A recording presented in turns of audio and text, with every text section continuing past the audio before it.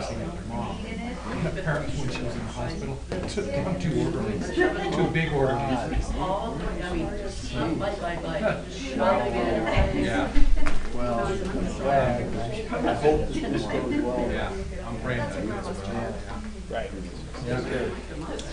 The founder last night. Oh, thank God. She called up my son last night and said, please stop looking for me. I'm afraid you're going to get people in trouble. Of course, it's cute. Oh, yeah. He kept her on the line with technology and they tracked that. Just like you. The tip came in, she found that he saw the rats and fine. One of them is not a I've had that. Yeah. Yes, ma'am. Where are you? Yeah, where am I?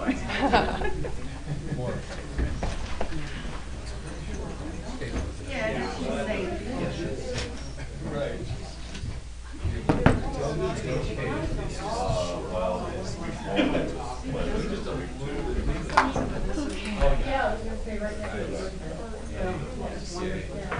Have you heard that too, Jim? He found her last night.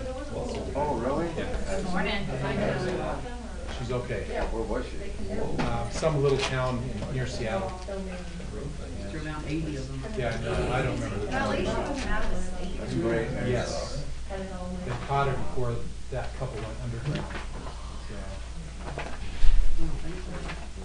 Is that a kid you're talking about? Is that a Don't kid? you have your hats right over the gate? On the roof? Oh, really? Different hat. Is that what it is? Who's the water?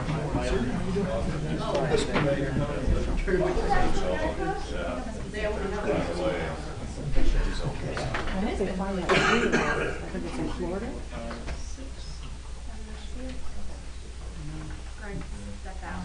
Oh, I was like, can I not count? He's here. I saw him. There he is. Good morning.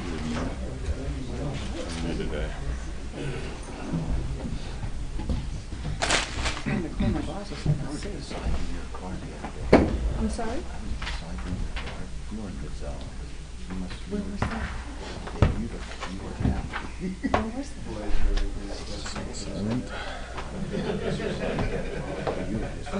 That's a little too far on the water. No, it's not. It was probably on my Bluetooth. How'd you know that? The question is, were you happy or did you just look at it?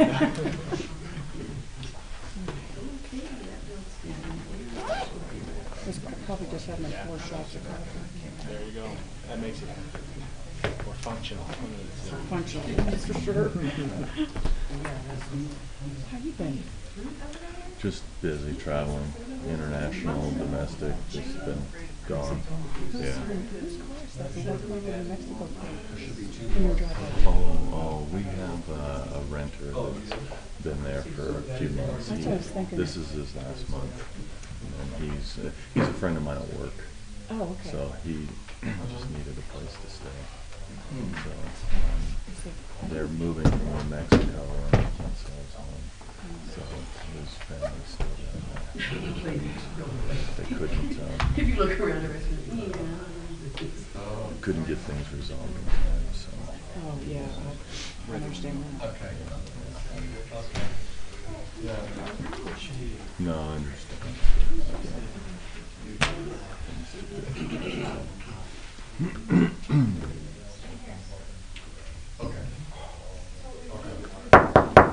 Call to order this special meeting of the Monument Board of Trustees in support of the budget and the workshop. Would everyone please stand for the Pledge of Allegiance?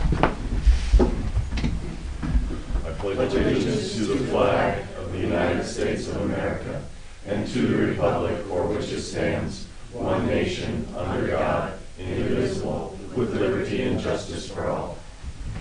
Ms. Hogan, would you take roll, please? Mayor Kaiser. Here. Trustee Bornstein. Trustee Koopman. Here. Trustee Elliott. Here. Trustee Medlicott. Here. Trustee Murphy. Here. Mayor Pro Tem Wilson. Here. We have before us a consent agenda. Do we have any comments, questions? I would like to move resolution 34-2017 to below the workshop. So that we can have our discussion first? Correct. And then move on to that, okay. All right, do we have any other additional questions or comments? All right, hearing none, do we have a motion for the consent agenda with modifications? Motion to approve consent agenda. We have a second. Going once? Second. We have a second. Ms. Hogan, would you take roll, please? Mayor Kaiser. Yes. Trustee Bornstein. No. Trustee Koopman. No. Trustee Elliott. Yes. Trustee Medlicott. No. Trustee Murphy. Yes. Mayor Pro Tem Wilson. Yes. That motion passes 4-3. So with that, we will move into the workshop. Ms. Smith, you have some comments prepared and some presentations for us. I do, thank you. I spent a lot of time yesterday trying to take all of the changes that have been made to accommodate the new salary ranges that have been suggested into the budget document. And page A1 is actually your whole general fund budget in one page. Lacks all the obvious detail that goes through 35 pages behind that, but that's the document I used to draw some conclusions on, and those are attached and were sent to you last night as well. I will say this was very much a joint effort. Even though Chris can't be here today, he was instrumental in helping getting all of this together. There's always some staff, and Laura put it together, and Robert could be here on Saturday. To explain some of it, if you go farther back past that page, I'd given out a new, what we call SIG, step and grade salary, that you guys had received what it looked like with the changes, but what hadn't really been highlighted is the dollar changes from year to year, because the officers wouldn't go from, say, their 2-year anniversary officer, they wouldn't go, is that loud? They would jump up a step. So they're going from here to here with that large increase. And that makes your raises closer to 25 to 27% for those officers that are 1 to 10 years. And then you couldn't change that tier without looking at every other tier. You can't have an officer make more than a corporal. You can't have a, corporal make more than a sergeant. And so we did a lot of massaging of those numbers to come to the salary range for 2018 base salary that you see on this sheet. And then I also attached, last night, there have been a lot of numbers thrown around, and there's been also been some comment about the CML salary survey not being, in quotes, legitimate or not real data. And I just want to say the CML salary survey is every city that chooses to participate in the state, and it's the actual wages that are paid and actual salary ranges. I apologize because this is really tiny. Actually, if anybody really wants to see it, I can slide up. And this is just informational, but you can, there's a tendency to take the CML salary survey and pick certain cities. People do comparator cities, or, if I want to do cities that are 5 to 10,000 and a $10 million budget and blah, blah, blah, you pick comparator cities. What this report is that I put, and this is for the police officers, is the whole state. I didn't pick anything out. I didn't touch it. I very intentionally didn't put it on a spreadsheet so that anyone would think I took CML data and made it different. So this is just for your own perusal and information. The whole state, all the highs, all the lows, and this is from Denver, Colorado Springs, Math. I mean, it's everybody. And on the 2 to 3 pages, on the back page, you will see what the average is for the state. and a median, and then underneath that I put what our current, 2018 current would be. So that's just some information for you all, so you know when you have a discussion about this, what the CML salary survey says, which is what we base our work on. So, can I ask a question? Yeah, no, go ahead. So the increases then, the 27%, the 25%, the 20%, those increases put us where within the ranges for that level or that experience? I didn't get the CML printed off till like almost 8 last night, so I haven't done that comparatively yet. I honestly haven't looked at all since this came out to see where they fall. So I guess it's not clear to me where these percentages came from originally. Like city. why one's a 27, one's a 25, and one's a 20% Oh. increase.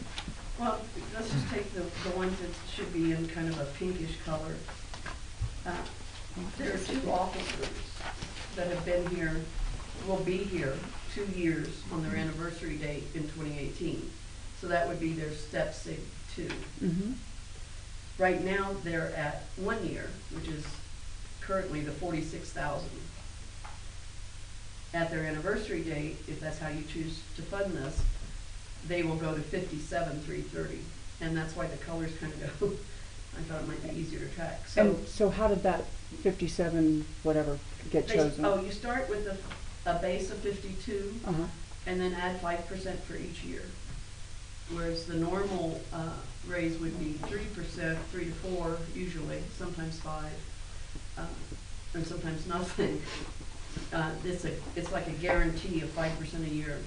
Okay, so 5% a year gives us the percentages in increase based on the years of experience that each officer has. Okay. And we have 2 officers that are relatively new. We have one that doesn't exist yet, who isn't here. You know, but if you look down, we have 2 officers that are hitting their 6-year anniversary, one officer's hitting an 8-year anniversary. You know, our corporal's been here 15 years, the sergeant 13 years. I didn't get it marked on John Hudson's. I know he's been here, what, 10? 8. 8. Yes, ma'am. He's been a sergeant for 3, but he's been here for 8.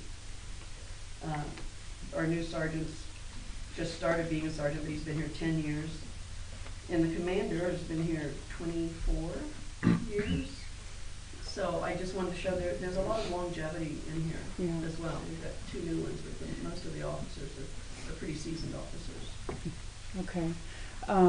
I think that increasing the salaries of the police officers is the right thing to do. There is a data point that I'd like to know, and that is where do these salary levels for years of experience compare to comparable towns in the state that participated in the CML survey?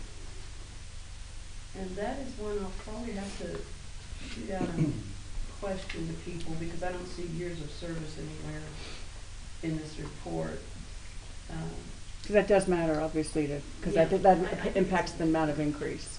So I'll call Sam Mann and try and get that data and see if there's, I may just not know how to run it off this report or something. Okay. But, I do have another question. Sorry, I'm hogging the stage. But this is important because we all need to be informed. And I'm thinking that if one person has a question, maybe there's somebody else sitting here that has the same question. So the budget has to be voted on prior to December 15th. technically, the budget has to be voted on prior to December 31st. Okay. The mill levy has to be passed by Right. December 15th, which can't be passed till you pass the budget, so yes. So yes. So in regards to, and this has to do with a question about budget rules and all that stuff, which I don't know.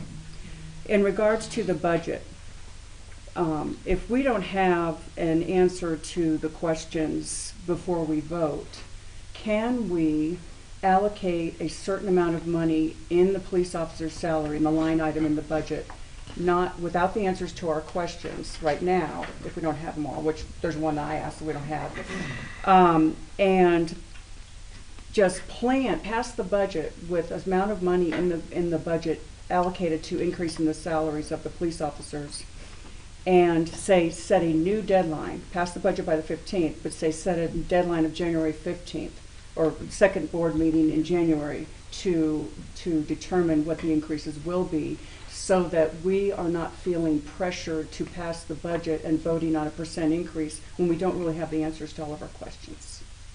You can, and, I kind of brought this up at our last workshop, you can, well, you have to pass the budget, you don't have to, but we won't get any money either.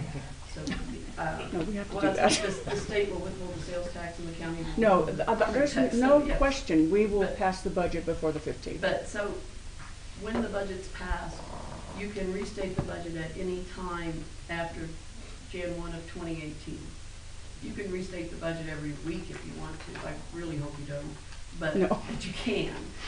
So yes, you could do that, and we could do a restated budget and send it into the state, even if we had to. One of the things that I figured when I was working on the salary amount for the budgets was what would happen if you took the 2017 base salary that everybody's getting and then added the 2018 increase to where they would be in 2017. It's a little confusing. And so then you get a higher base salary and give the officers that Jan 1, and then on their anniversary date, which falls all the way throughout the year, which creates a problem.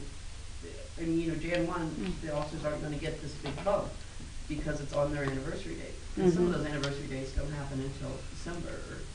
And the officers have worked very hard on this step and grade program to keep people in their right years.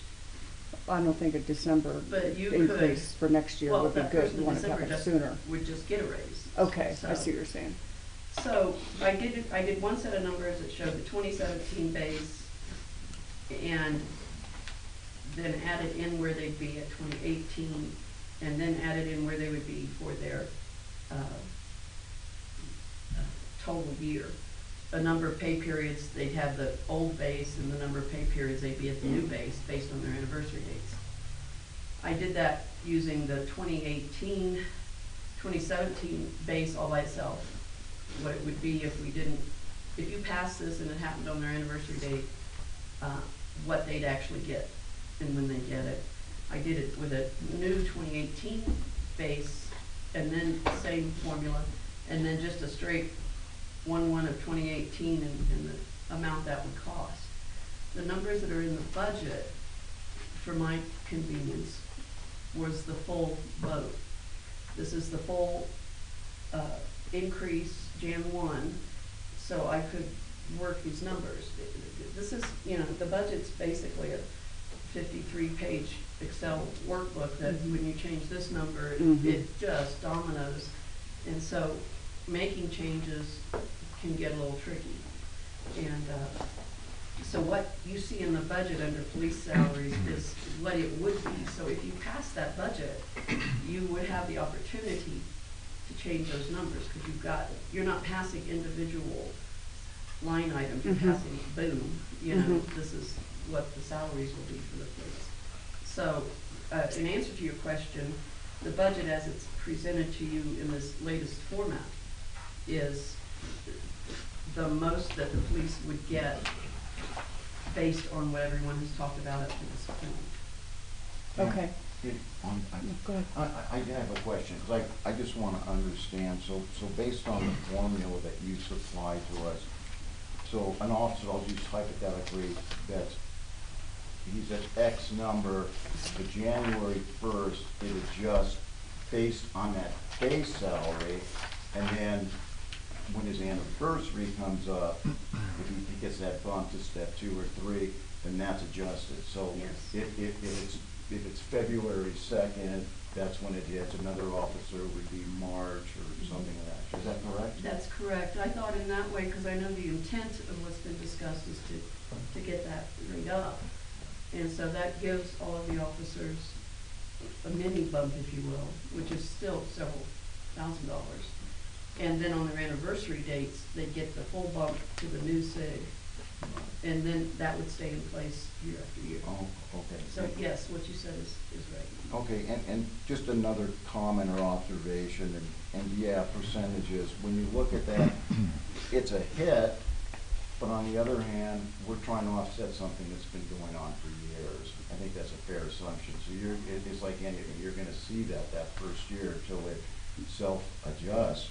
But just a comment I wanna make to the board, and again, these records are open to everybody in the community, but I pulled, the salaries for the town. And I started looking a little bit, and it seems that there's a min and a max, and we were at the max. And I just want to. We're at the max for what?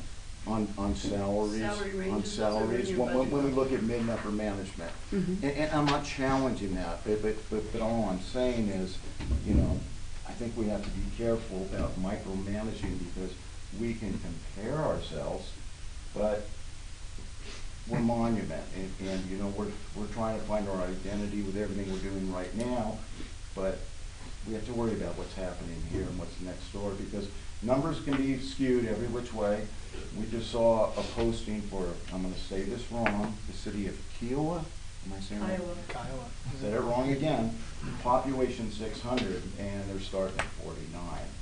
And I think we're And they about, have 2 officers. and we're at about 8,000, you know, plus, and I don't know the exact number, so, that's just my comment for right now.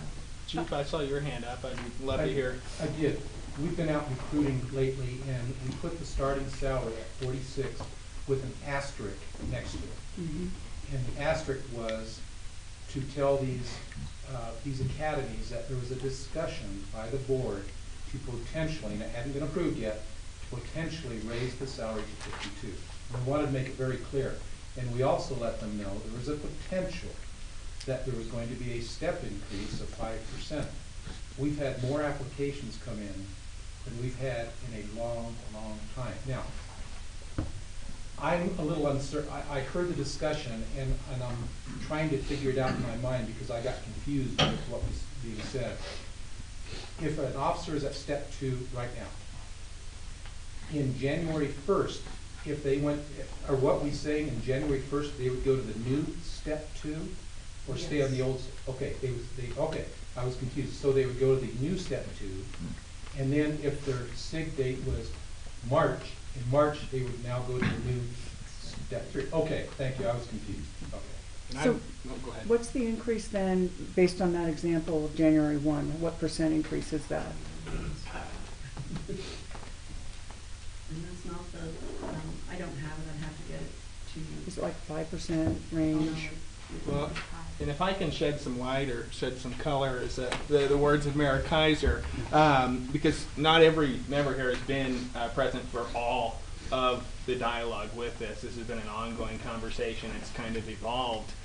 The goal wasn't to set out and give a massive percentage increase to the entire police force. It was to address several issues, at least my interpretation of why and how this has come about. One, that we are not attracting new candidates for open positions that we currently have, and a secondary result of that pay, which seems to be the reason why we're not attracting, because you can't look at these cities and find a comparative city, because there is none. There is no comparative city. You can look at population, you can look at budget, but the reality is you're not going to find a comparative city on this list similar to Monument, given our surrounding communities.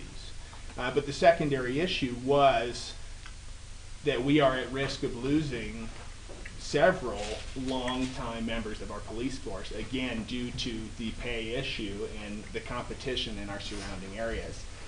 So the 52 came to light. I know that was a question Mayor Pro Tem had at the last meeting, was, you know, where did the 52 number come from?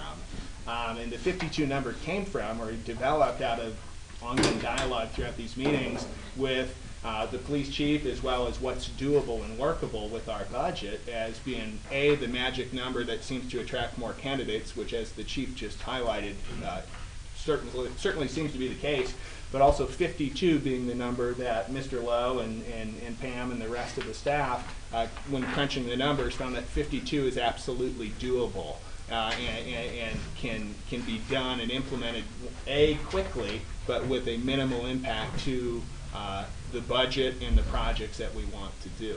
I'm So I sorry, think- Mr. Lowe agreed to that, I've never agreed. Just point of clarity. You know, Thank you for clarifying, but Mr. Lowe was in support of that 52 in the previous meetings. So that's just to shed a little bit of light on how we got to where we are, and it's not, we're, you know, looking at it from a percentage standpoint, it doesn't make sense to me, as Trustee Bornstein said. We're playing catch-up for low pay over a significant period of time. What needs to be looked at is that base salary to make us competitive, which seems to be the magic number, but also how do we reward the long-standing members of our force? the question about percentages, Mhm. I just did it on the 2-year officer, which should hold since it's all based on Mhm. percent increase. And that first step, if you stayed in the 2017 to 2018 into the same step, runs about 20%. So that's the big jump there. And then on their anniversary date, it would be more like the 5% that they would usually get a year. So I don't know if that helps or muddies the waters. So what happens next year? As far as, I mean, are we looking at another 5% every year? Are we looking at cost of living Yes. every? Okay. No, yeah, this is just the first year. I mean, it continues to be ongoing. Now, with the step and grade officers, they're locked in at this. Now, we did this in 2015 and they were locked into that. So when I say locked in, I mean they're locked into this program until this program changes. Mm-hmm. Not that they're locked in for the rest of their mortal lives.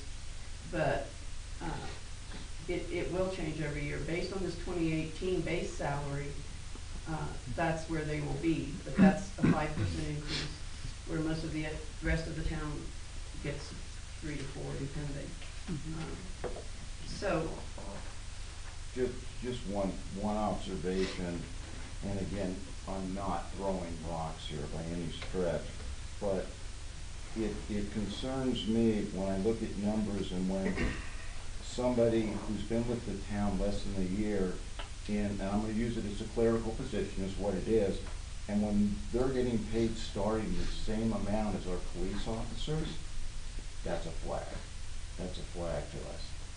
Because again, the town's growing and, you know, looking at the budget, and we can micromanage it today, but, you know, fountains and Wi-Fi and all these wonderful things, you know, my mantra is priorities. It's priorities. And with us growing and revenue and what have you, we have to make good decisions. And, you know, I think right now we're micromanaging this with some small dollars. But I asked again, when we lose our officers, what's the strategy? And I don't know that. I don't know that. I will say that it's important for us to make informed decisions and to get our questions answered. That's not, in my mind, micromanaging. It's just needing to make sure that my decision is an informed I decision. would say a couple of things. You know, Chris would here, he'd be kicking me under the table, but he's not. So, yes, JB, you're right. It is important that we maintain good people, especially people who've been here for years. But that goes across the board. And I know that it has been stated, you know, that clerical positions or street people or park people or water people, you know, they are just not as important, and that's crap. And I'll say it, and you and I have had the discussion, and you know how I feel about it. You know, you want your streets plowed, you want good streets, you want to have water when you turn on your tap. I mean, every position in this town is important.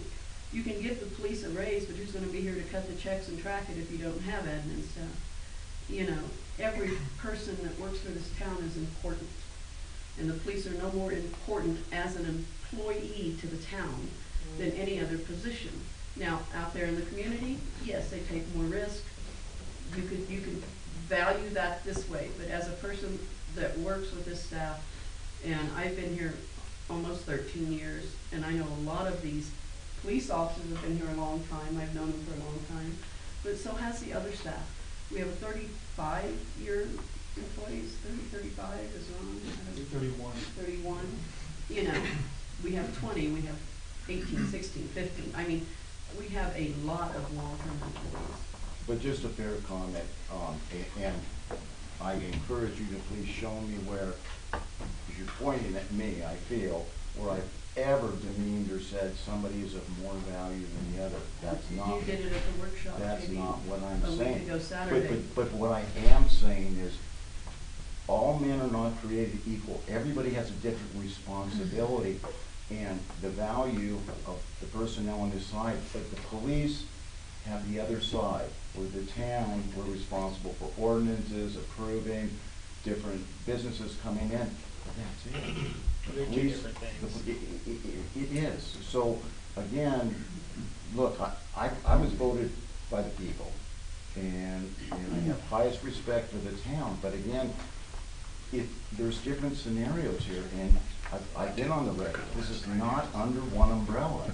And again, this is not our town, it's the people's town, the residents' town, and the world doesn't revolve just around this side of Monument. Both sides, it's one town. I'd like to make just a quick comment, and that has to do, I guess, two issues. Number one, when you're looking at this pay raise, this SIG, it only affects half the police department. The other half aren't even on it. They're just gonna get the normal, whatever the rest of the town gets.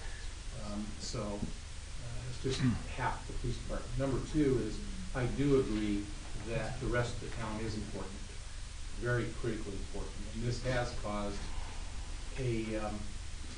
some conflict. This has caused some difficulty and some hurt feelings and some hard relationships. But I've lived through it before in other organizations where there's unions fighting, and sometimes they cross conflict with other unions or other employees, so I know we'll get through it. But I do agree with Pam in that we have very critical, important people here that we couldn't survive without them. But on the other hand, this is best practice. A SIG is best practice. And typically, it is around 5%. So, thank you. So let's, And it's not just to clarify, because numbers keep getting thrown, it's 2/3 of the police are on the SIG right now from 1 to 10 years. And there's 10 SIG is officers. 5 years. Well, it continues through 10 at a 3%, but they all had to be bumped in that range. So they're part of this bump. So 10 officers would be affected, and then 5 officers would not. So let's make sure we hear from all of our trustees. Let's start with Trustee Medlicott and let's work our way down. Trustee Medlicott, do you have questions, comments you'd like to make? The first comment on this whole thing, we've agreed to have a compensation committee, so all of this back and forth over who gets what and blah, blah, blah, I think can be much better and much more addressed in that committee come January 1. So if we could just put that off the table, we've already addressed this issue ad nauseum, please. As far, I mean, the whole point of us coming here was to make the budget whole with this increase. To that end, I have a list of $360,000 that I think we could save from the budget if you would give me that time to go over it. All right.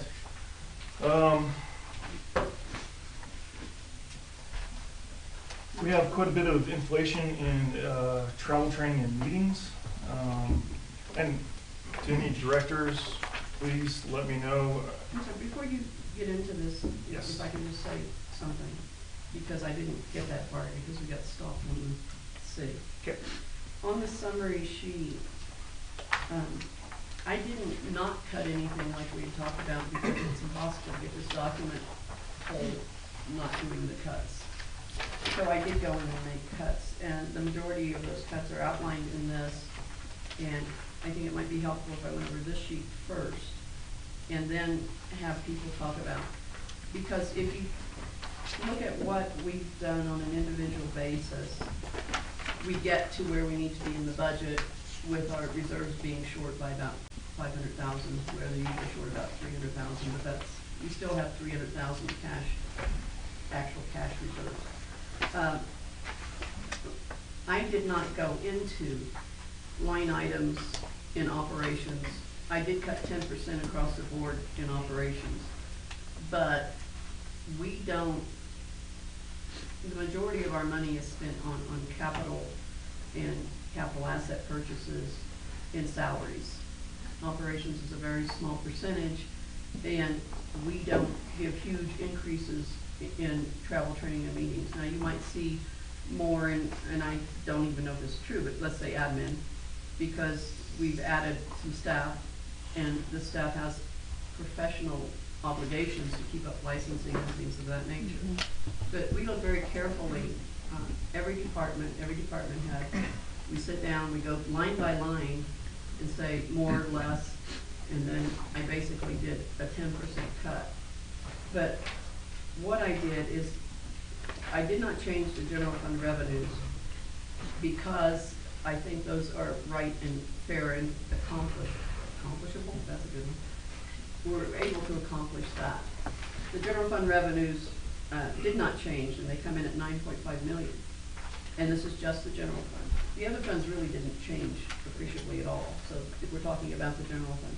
However, the sales tax allocations, the money where we take that sales tax that has to be allocated, the 1%, and the money to Triview, that actually went down by 117,000 because we cut some capital projects out of there to 145,000. That would decrease the sales tax going into 2A, which sort of addresses something Trustee Koopman and I had talked about before, using 2A funds. Well, you can't truly use 2A funds, but you can reduce the amount of sales tax you're putting in there, and that money can be used for other things. And that comes from cutting out the debt service fund and cutting out the capital improvement fund out of the individual department budgets.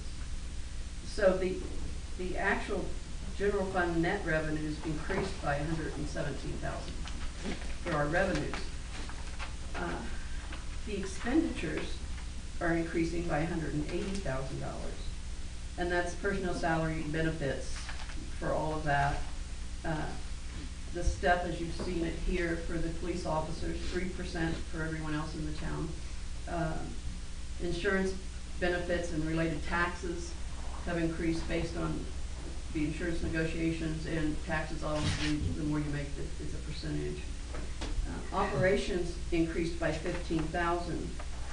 We added 25,000 for this salaries study, the committee and the study of everyone's salary in town. I cut 10,000 across the board in those line items and operating. So the base budget deficit increased by 64,000 to 134,000. Then our balance brought forward was 680,000 projected. And these numbers are all projected because I don't know how the year will end up. Other revenue sources didn't change because we don't have any reflected in the general fund. Those revenue sources are now in the capital improvement program fund and in the debt service fund. Capital asset improvements decreased by 186,550.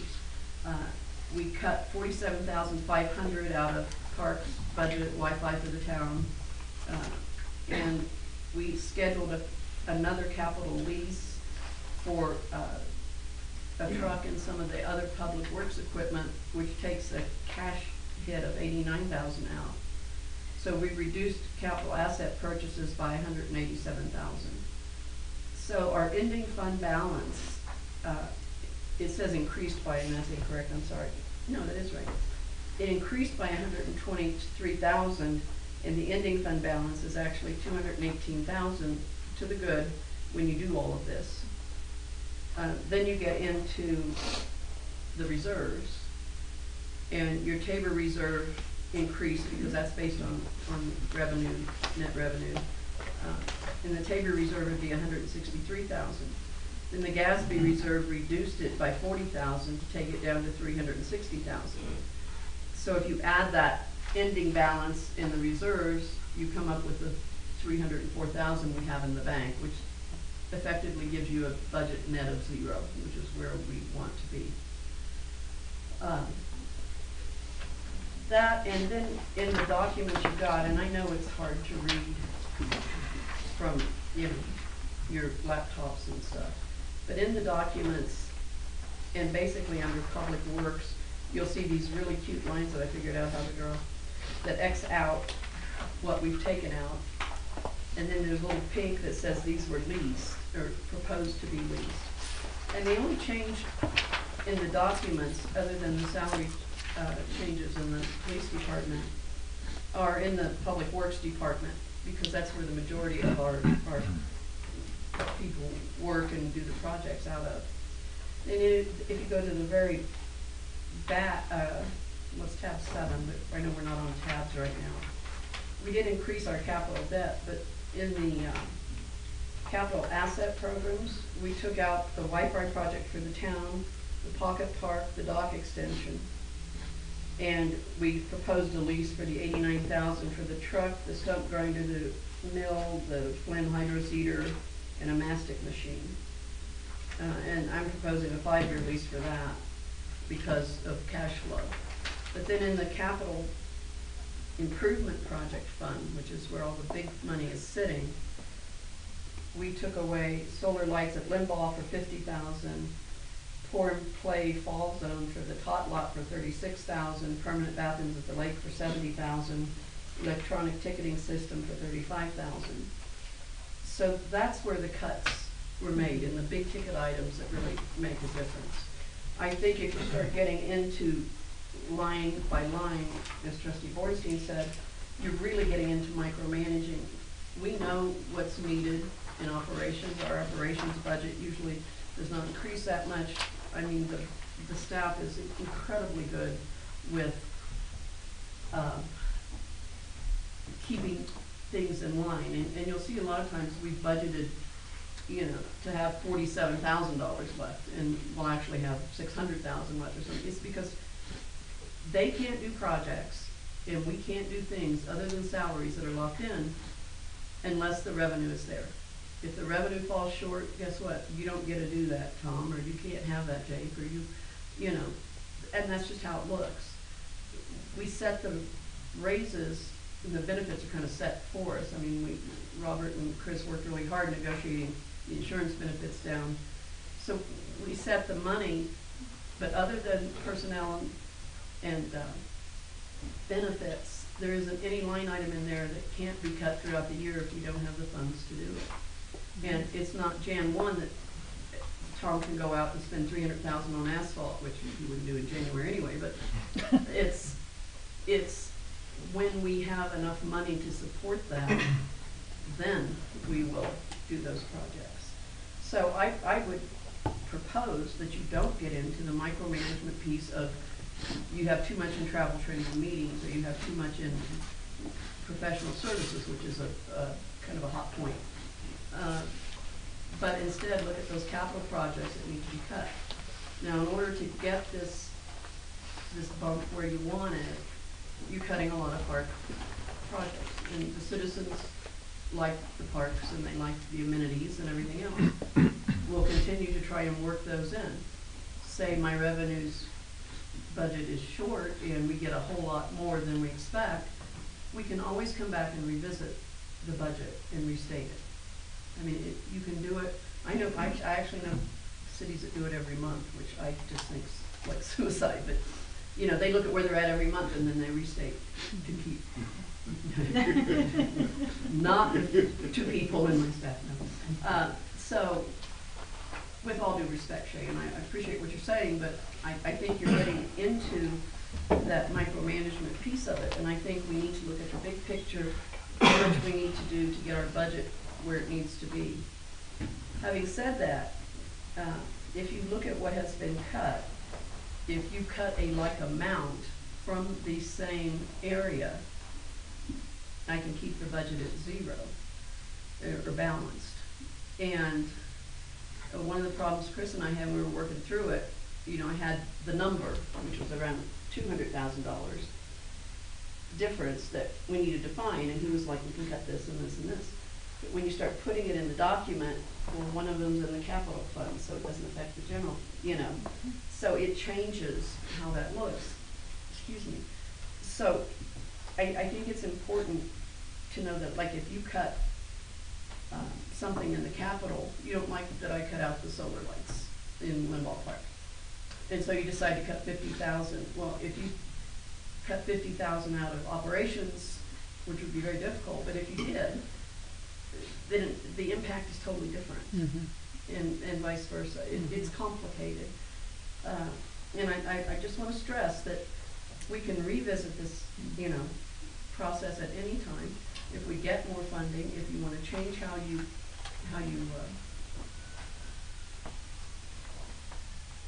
compensate people, if you want to make any changes, the budget's a fluid document and it can be changed. We just have to get the document to the state to say this is what we're starting with. This is our starting place in the year, and then I'll shut up, I'm sorry. But then you can, if you're looking to cut something, we just have to make sure that it's equitable. You're cutting in the same area that affects what you want to affect. If that makes sense. Thank you. And while I appreciate what you're saying, in terms of the federal government, $1 billion here, $1 billion there, you start talking about real money. We don't have $1 billion, but $1,000 here, $1,000 there, we start talking about real money. And if we shave a little bit of, my personal opinion, you shave a little bit off here, here, and here, you can afford a larger project. My overall issue with how we've done this and how we did it last year, and I asked you about it last budget workshop, and you said, this is the wish list, right? This is everything, all the department heads come and go, this is what we want.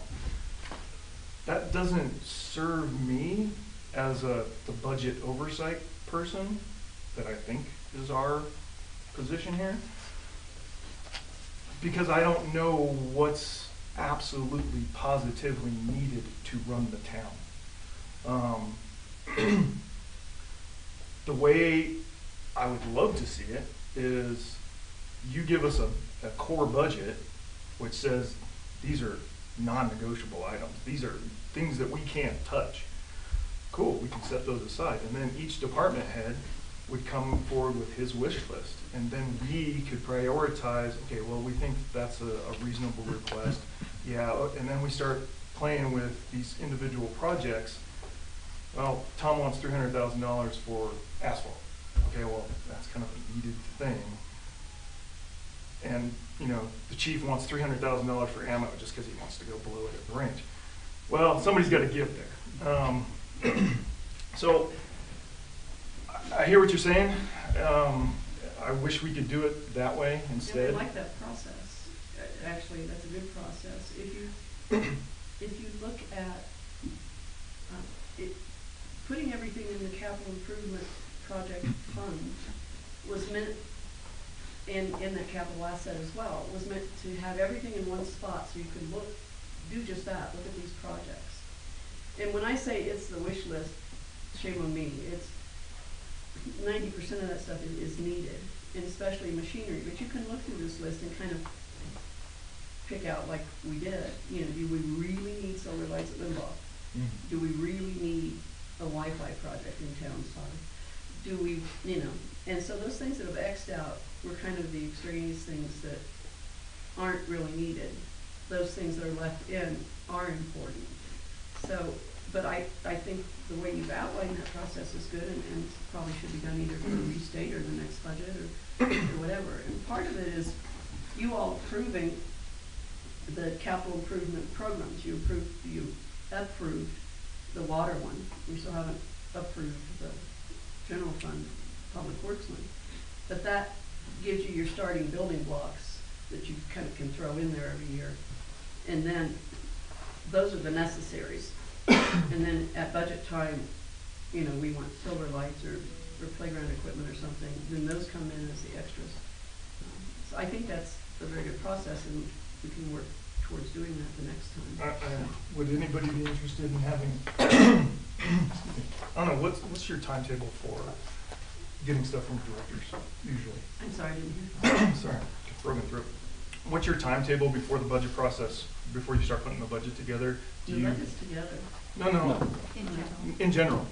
When Oh, when you directors, start, you mean? yeah, when do directors start come to you in and go, August. hey, this is what I need We next start year? in late July, early August, meeting with department heads and putting things together. And then we just work through a series of internal meetings. And the budget has to be presented to you all by the first draft of the budget by October 15th. Nothing says that can't be done in August or September, or, you know, we can start these discussions earlier, much earlier. I mean, so we started August, you know, second meeting in September, we could start looking at, this is the base and here's, you know, I mean, my timeframes are, I have to have the preliminary budget to you all, I'm sorry, proposed budget to you all by the 15th of October. October, November, and December, if needed, there's supposed to be a series of meetings and or workshops that the public can comment on, and you all can make your comments and suggestions. The mill levy has to be to the county by the 15th and of December, and the budget has to be to the state by the 31st of December. So those are the hard deadlines. So maybe next year, if the board is interested in this, we could have a budget committee where what I'm trying to do with all of these quote unquote issues that we're running into is we start that collaborative process with the board and the town staff earlier. So the board has some more input. So when you come to this budget meeting, it's very streamlined. It's like we've already had this discussion that, you know, Tom needs 2 new trucks. Yep. The wheels fell off of one and the other one blew up. You know, it's a legitimate. Or they're 20 years old. Yeah. I think that's a great idea, and I know some communities have a budget committee that includes citizens as well. You know, That's what we need. A long We need time townspeople ago. involved. before I started here, probably 5-6 years before I started, so you're looking back towards 20 years or something. They had all kinds of committees in the town. You know, they had a planning committee, they had a park committee, they had a budget committee. They had all these committees that were the board, the staff, and the town people. Much, much smaller back then. I mean, we didn't even, Jackson Creek didn't exist, you know, so you just have this small core here. But I think as it's grown, and we are all one town, I think having more of these types of committees, and I'm not speaking for Chris, I'm not pretending to speak for Chris, I'm just saying, I think it would be a very good idea to do. The composition of the committees, though, I think it's more important to have a ratio of a lot more townspeople than the trustees, Yeah. you know, providing their input and dictating. I think that the townspeople need to be providing the input, and that helps us make the decisions of what should go in the budget. I agree. We had that type of meetings with the public on the comprehensive plan. We had great input, a lot of people attending.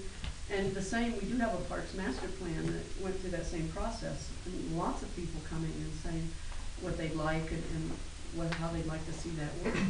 You know, I think the more engaged you can make your citizens into how they want their town to look, and that's both sides of the town as much as we can impact it, you know.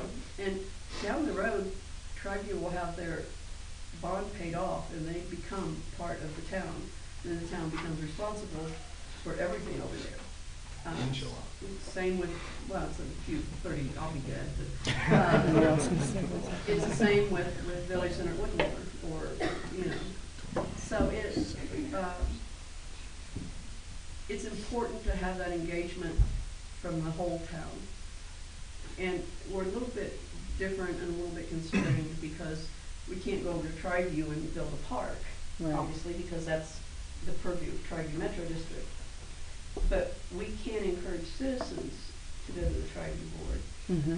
and suggest some of these things for a long-range plan for future boards, for future citizens, so that this town, this whole town, remains a place that everybody wants to live and grow. But I like your idea very much. I think that's a great idea, and I think we should work towards that and start earlier. Yeah. I mean, we started and push, and then it's, you know, it's not as productive a process. Right. Well, and we don't feel this time crunch that we have, Yeah. that we're in. Okay, well, anyway, let's focus real quick. So with this, what you're saying, Pam, is that we meet all requirements for budget? Mhm. Okay. I personally would like to maintain well, I don't know what you cut from the Public Works Department out of the Parks budget. I cut, Well, the end of the packet Is it? shows what she X'd out. The end of the packet shows what Pam X'd out. well, that's, it. It's not in the We- summary that we she printed up. reduced- it actually says, it doesn't, Not that very helpful. no, I didn't go into the details. If you go to page 62 of your packet, Yeah. But we reduced asphalt I just have this one. by $50,000. So instead of having 300,000, Tom has 250,000 for streets. We took out the Wi-Fi project, the pocket park, and the dock extension. We proposed leasing equipment to the tune of $89,000. And that's what came out of the Public Works budget. And the cuts and the leases go into the capital improvement, and the cuts just go away till we can afford them. If we, in order to pay for the electronic ticketing, if we take out the water fountains, that's $30,000.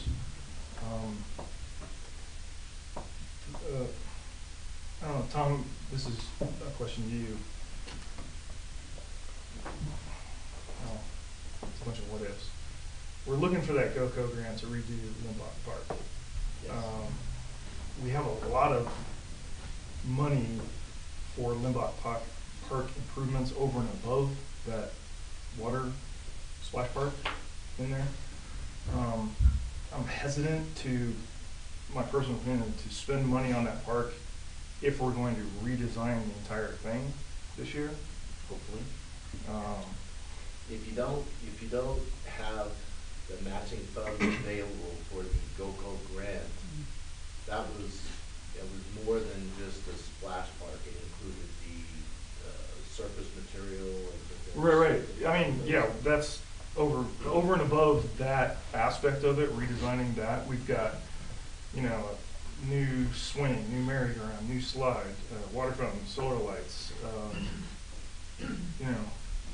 If we're gonna go in there and dig it up and do all this stuff, why are we gonna spend Well, money? majority of the playground that you see in the budget are things scheduled for replacement. Okay. They're things that we maintain to the point where, I have to make a monetary decision, is it worth keeping, or do we replace it with something more modern as far as safety goes? Right. So are they, excuse me, is it all a safety issue at this point for these things? It's the age and the maintenance. Okay. Well, if we take water fountains out, we gotta find $5,000 to get electronic ticketing. And sorry to pick on you, but you got two departments to run, so all this stuff really gets I to you. expected A $7,500 laptop. Yes, Why is it $7,500? because it's a laptop designed for the water billing software. We're switching to a new software system next year called Beacon. And we're doing a lot of that work this year as far as the modules go, and the only thing that carried over next year is this laptop when we go to read the meters. Mm-hmm. And when you buy a laptop with that program, a lot of times I'm trying to think of the word proprietary. It's stuff that, in order for the system to work, you need to have their laptop to make it work. Right.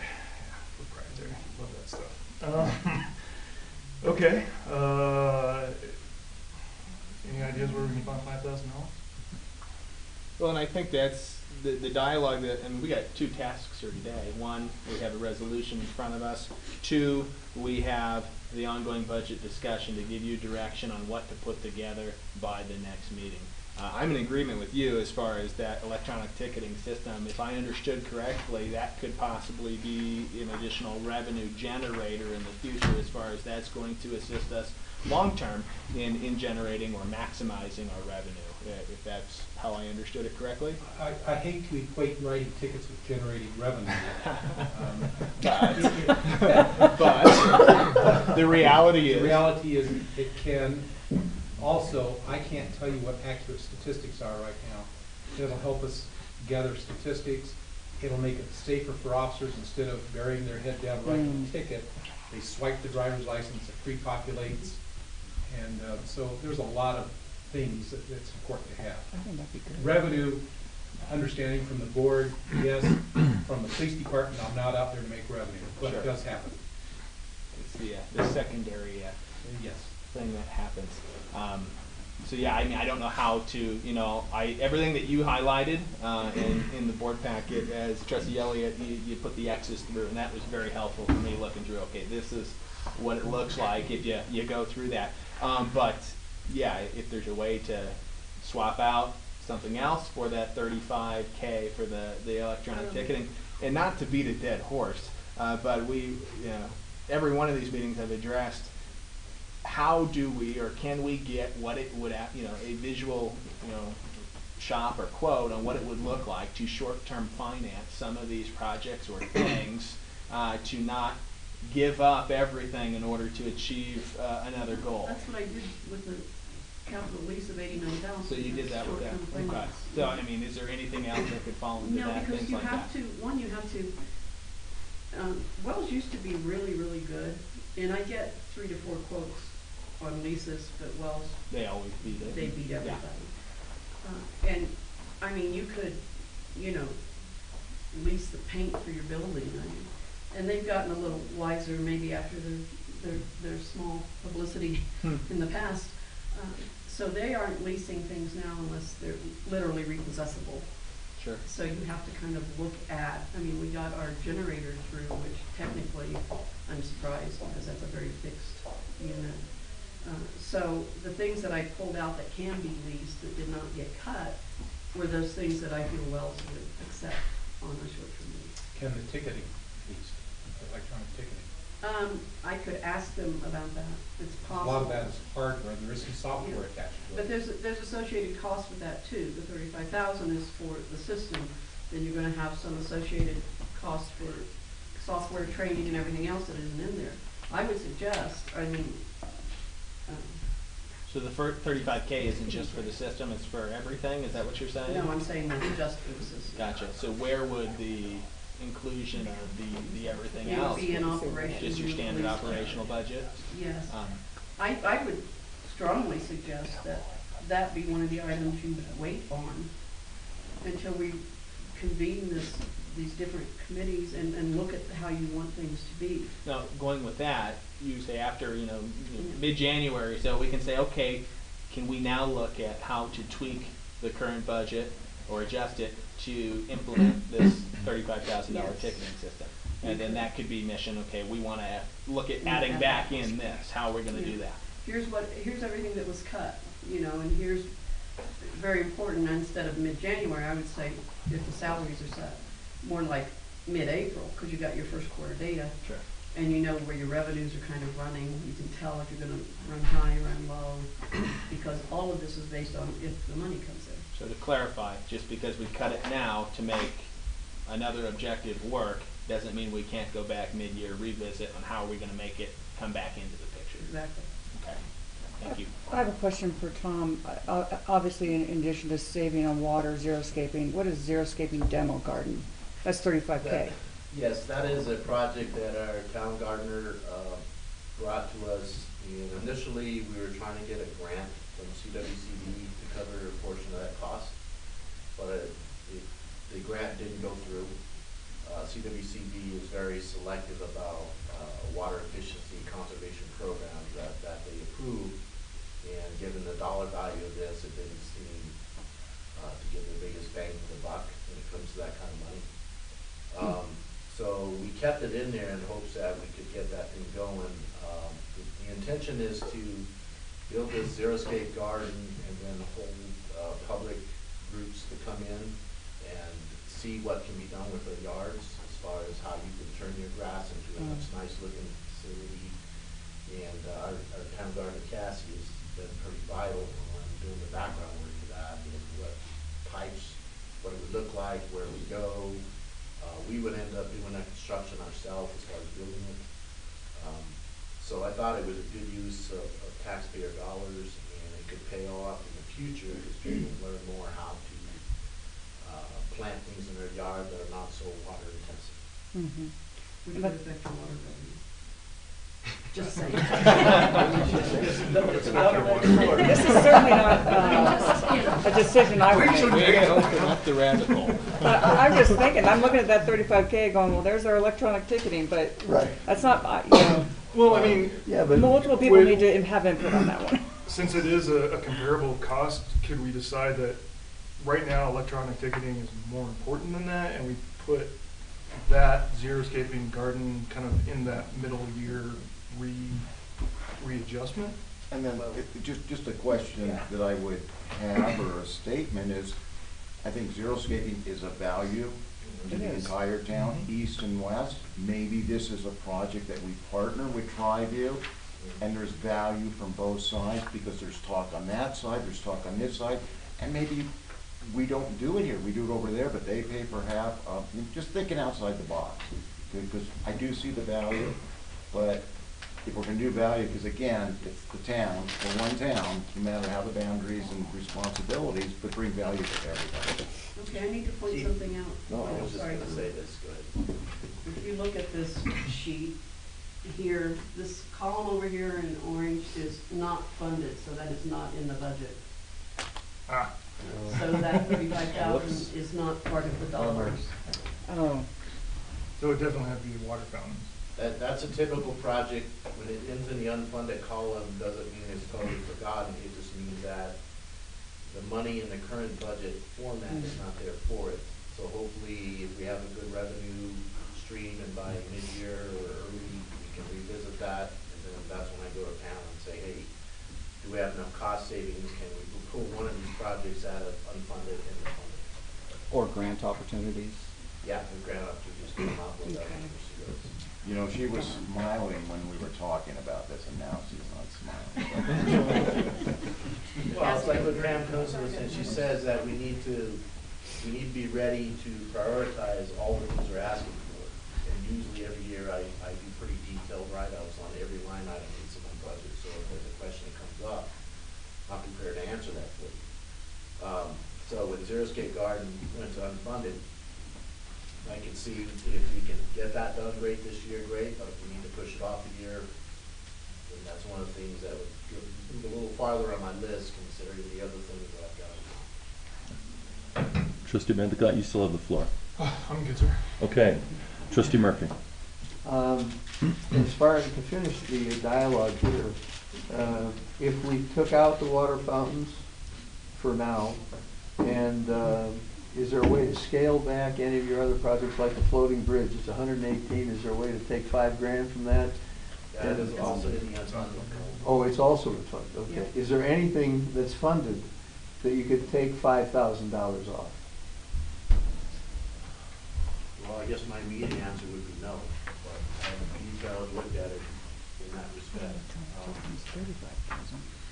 Okay. Well, again, it'd be great if there was a way to do what Trustee Medlicott has said. I mentioned the same thing at the last meeting about the electronic ticketing system. I'd like to see that included, but understand you've got push and pull. As far as the town manager, I asked him at the last meeting, and forget about your personal feelings. The town manager reviewed and approved the $52,000 starting salary. I asked him, is that doable? Is it the right thing? You know, in other words, you hire a town manager to manage the town.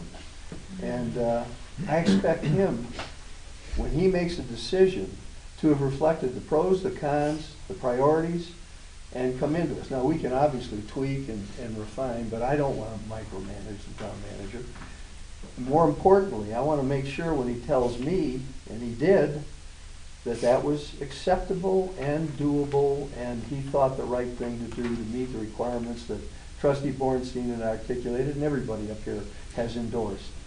Has that changed in any way? It has not changed. I Okay. said I was not speaking for her. And what we're working is recruitment on the front end to try and get people to apply, and it's already having an impact, just saying it's a potential. And that's good. But we also don't want to disregard retention of the experience that we've got and the quality of officers that we have maintained in our community. Because we are growing, we want to keep all that together.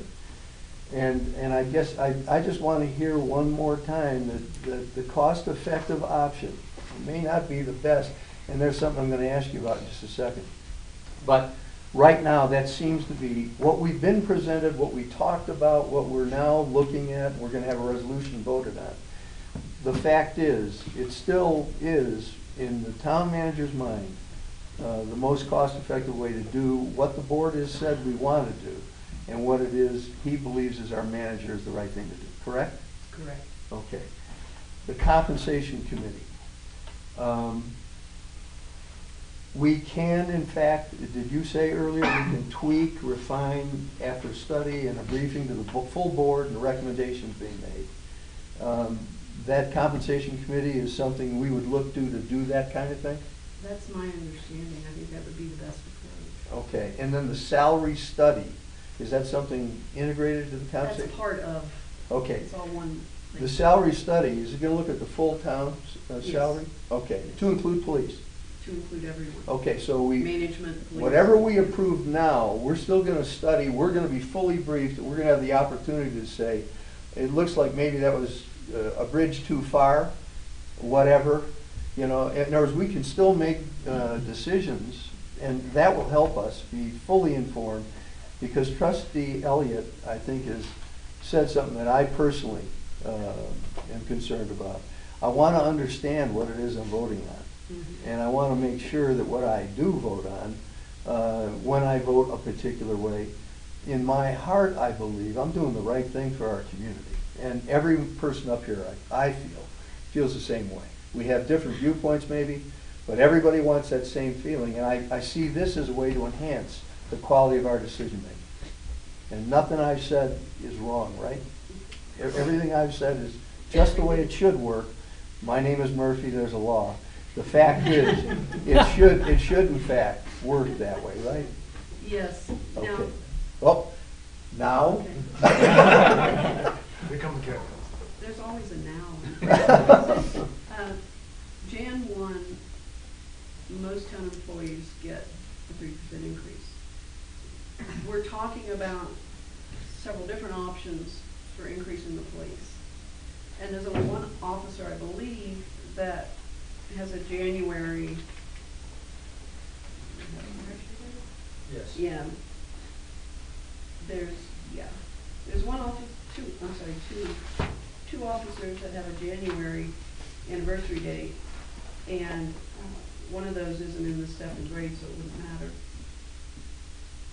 And some have a March. Whatever this board decides to do with these salaries, if you decide to do something Jan 1 with the police department, I don't think you should go back on that. Other than that, everything you have said Okay. is accurate. And again, that makes sense to me. Well, thank you very much, and that's Thank you. really everything I wanted to talk about. Right. Mayor Pro Tem Wilson. I believe that, you know, we keep saying we're not gonna micromanage town staff. I don't know, I haven't been able to find another board that sets staff salaries. So if we are gonna micromanage, then I think the right idea would be the compensation committee to review and be a part of setting this item, along with the budget committee, having a committee that looks at this much earlier than forcing a last minute change for the budget when all the work's already gone into it. I still do not understand the 52,000. Twice we've gotten the answer that basically we threw around some numbers and this is what we picked up. And Chief agreed. I'm sure I could throw plenty of numbers out there that Chief would agree with. So, with that said, and I think it's already been clarified, we could basically take any one of these budget drafts and submit it and make it final, do our compensation committee, and move forward. Okay, that's all I have. Thank you. Trustee Elliott, additional comments? No, I'm good. Trustee Koopman? I just want to vocalize a thanks for everybody with the continued dialogue with us, as well as my support of a compensation committee, looking at these numbers that Trustee Bornstein has regarding the entire staff's pay. I would say there are other, definitely other areas of personnel that I would put in a similar boat to where our police officers are, that absolutely need to be looked at as far as increases in their pay and making it more competitive to keep those employees here for a significant length of time. And again, looking at the overall goal, I know Ms. Hayes as well as Ms. Swearingen is addressing, how do we afford to live in the community that we work in? You know, looking at some of these is a complete shock at how low some of this pay is. And, you know, I'm a firm believer that we should say hire from within. We want residents of Monument working and growing and supporting and being a part of the operations of the town of Monument. And there's certain ways to do that. So I'm looking forward to a compensation committee that looks at everything, as well as the budget committee. How do we, you know, this is a fluid document, a work in progress that will always be a work in progress. So the more eyes that we have on it with community involvement is great. Quarterly basis, whatever the case may be, to continue to best serve the community as a I whole. would love that kind of input and Yeah. assistance. And right now, you're kind of going blind as far as budget. yeah, I mean, I just here's can a barely do this, budget. and what do you need? And Right. you know, I would appreciate that. And I also wanted to address one thing. I'm glad you brought it up because I kind of forgotten. When I looked at each employee, I did a sheet for benefits and health and enrollment, and over a third of the employees do live in town. Yeah. And most of those are those people that you look at and say, well, that's a really low salary Yeah. to live in this town, you know? So a lot of people do live in town, and when we do interview, we give hard thought to someone that lives in or around town to try and keep people closer. But there are a lot of employees that do live in this town. I would go even further to say that even of those employees that don't live in town, because it's in my neighborhood, so I know. I live on one side of the street in town, and I know of 2 employees that live across the street from me that are considered not in town. So I would say the number is even bigger for those invested in the community. Sure. I mean, not that nobody's not And I invested, think, but. exactly, I, just to address that, I probably live farther out than anybody that I know of. You know, I live 50 miles east of here, but I commute 2 hours a day to do my job. I buy my gas here, I buy my groceries here. Kohl's loves me. I have a special little card when I come up. Oh, yeah. And we love Cole. So, just because an employee doesn't live in the town doesn't mean that they're not invested. I put 13 years in here. I care about this town deeply and what happens to it, and these employees that I've worked with for years, you know, police and public works and planning and admin staff, they all work very hard. And you guys have an amazing staff of employees. And you should, you know, thank the higher power that you have, that we've got the people we've got here, because it's pretty astounding to me. I've never worked with so many quality people in so many different positions. And when you retire, you need to move the monument. We've actually been looking at that, but I can't afford it, so. No, I just, we Trustee Koopman, you've referenced a document. Do we have access to that? Was that document given to all? I was just looking at this, No, it's but a card. I can. Okay. I would suggest More that. than one will can make a copy. Okay, I would just respectfully request that if, in the future, if we do reference documents, just please make that available to all the trustees so that we can have Trustee Bornstein access did a to quarter it. request. Yeah, I did this as a Okay, citizen. all right. And just to define why I did this, because my form, fit, and function is not just for the police department. I wanted to look at the other departments and raise Cain on that too, so everybody's getting paid fairly. So I don't want anybody to think that I'm tunnel vision on one area. I just want to make one other comment. All these projects, wants, needs, whatever you want to call them, they're all very important. And nobody's, I'm not challenging that. It's just, again, the world would be perfect if we could do them all. And we can't. And it's a changing document, just like the budget is. I got a chance to sit down with the council with the Colorado Springs and watch them, and they've got their lists too, and they can't do everything. And we'll get them done. We'll get them done, but I think every director and the board and management has to look at it and just go, look, here's 10, but these are the top, and it's always going to be changing. So it's not personal, and it's not that we're saying, no, you can't, doesn't make sense, because they have to make sense if you brought them to the table. So that's all I have to say. Thank you very much, appreciate it. Some questions that I've been saving, just making some notes so that everybody had a chance to speak fairly. Ms. Smith, what's been the CORA for, what's been the COLA for the last couple of years, and what's the projected COLA for 18? We do a pay for performance, so we don't call it COLA, even though for all intents and purposes that's what it is. Yeah. 2015 was 3%, 2016 was 3%, 2017 was 5%, 2018 is projected out at 3%. It normally runs 3 to 5%. Okay, all right, appreciate that, thank you. And insurance benefits increase normally 10 to 12%. Okay. It was my understanding we did have an impromptu increase in salaries for our police department earlier this year, is that correct? I'm sorry. Did we have an impromptu salary Yes. increase? Could you give us some color on that? How much was that, and does that, did that factor into the numbers that you came up with? Town Manager Lowe met with Chief around these concerns with starting salaries in July. About July, July, August, somewhere in that range. After discussion, they raised the base salary from 43 to 46, which immediately gave 2 of our officers that were at that point sitting at a 1-year anniversary a bump, but no other officers got that bump.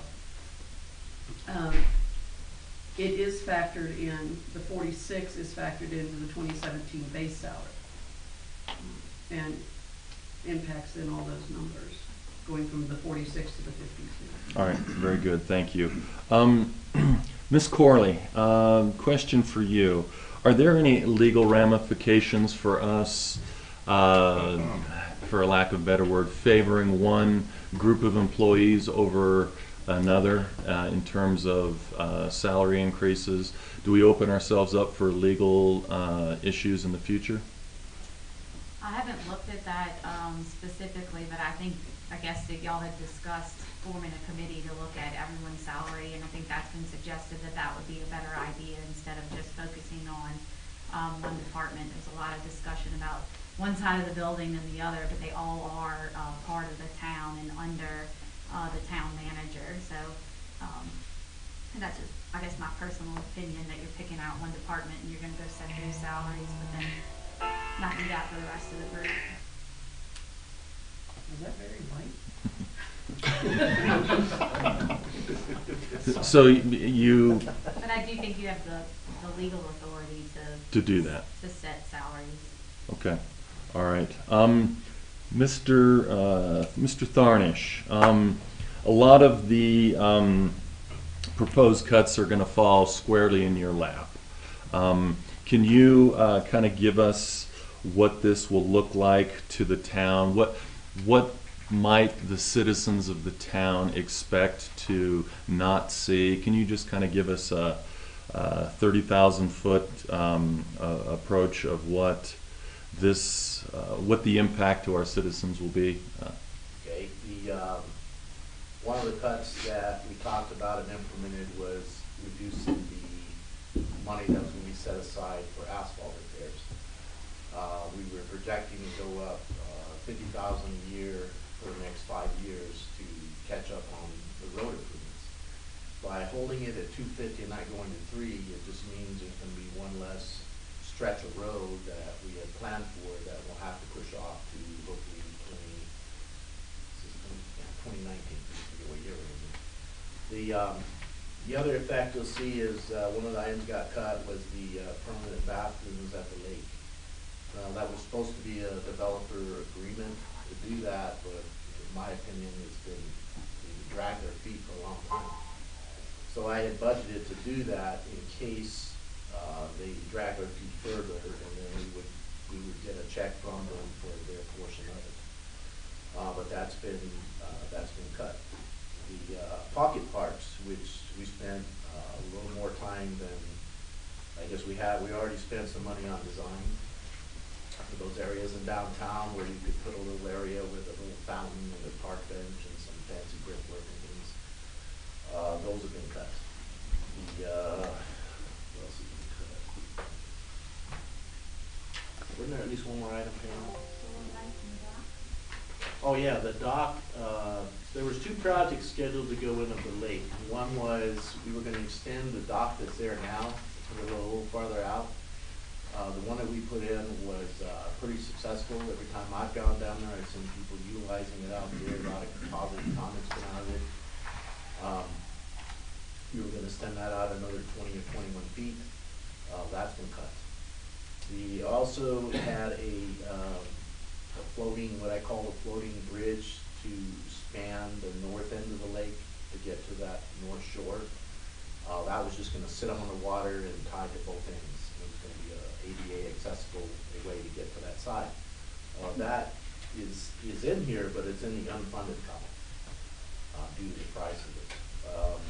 But as far as that goes, it being an unfunded, I don't really suspect we'll try to bring that back because there's items on that list I'd rather have more than Florida Bridge. It would have been nice. It would have opened up that side of the lake. It would have been a nice amenity to have. I thought there was one more. Keep thinking Solar lights. Oh, the solar lights. Yeah, that's one of the things I know me and Chris talked about. Limbaugh Park, unless it's a Christmas time with the lights on, that's a pretty dark looking park.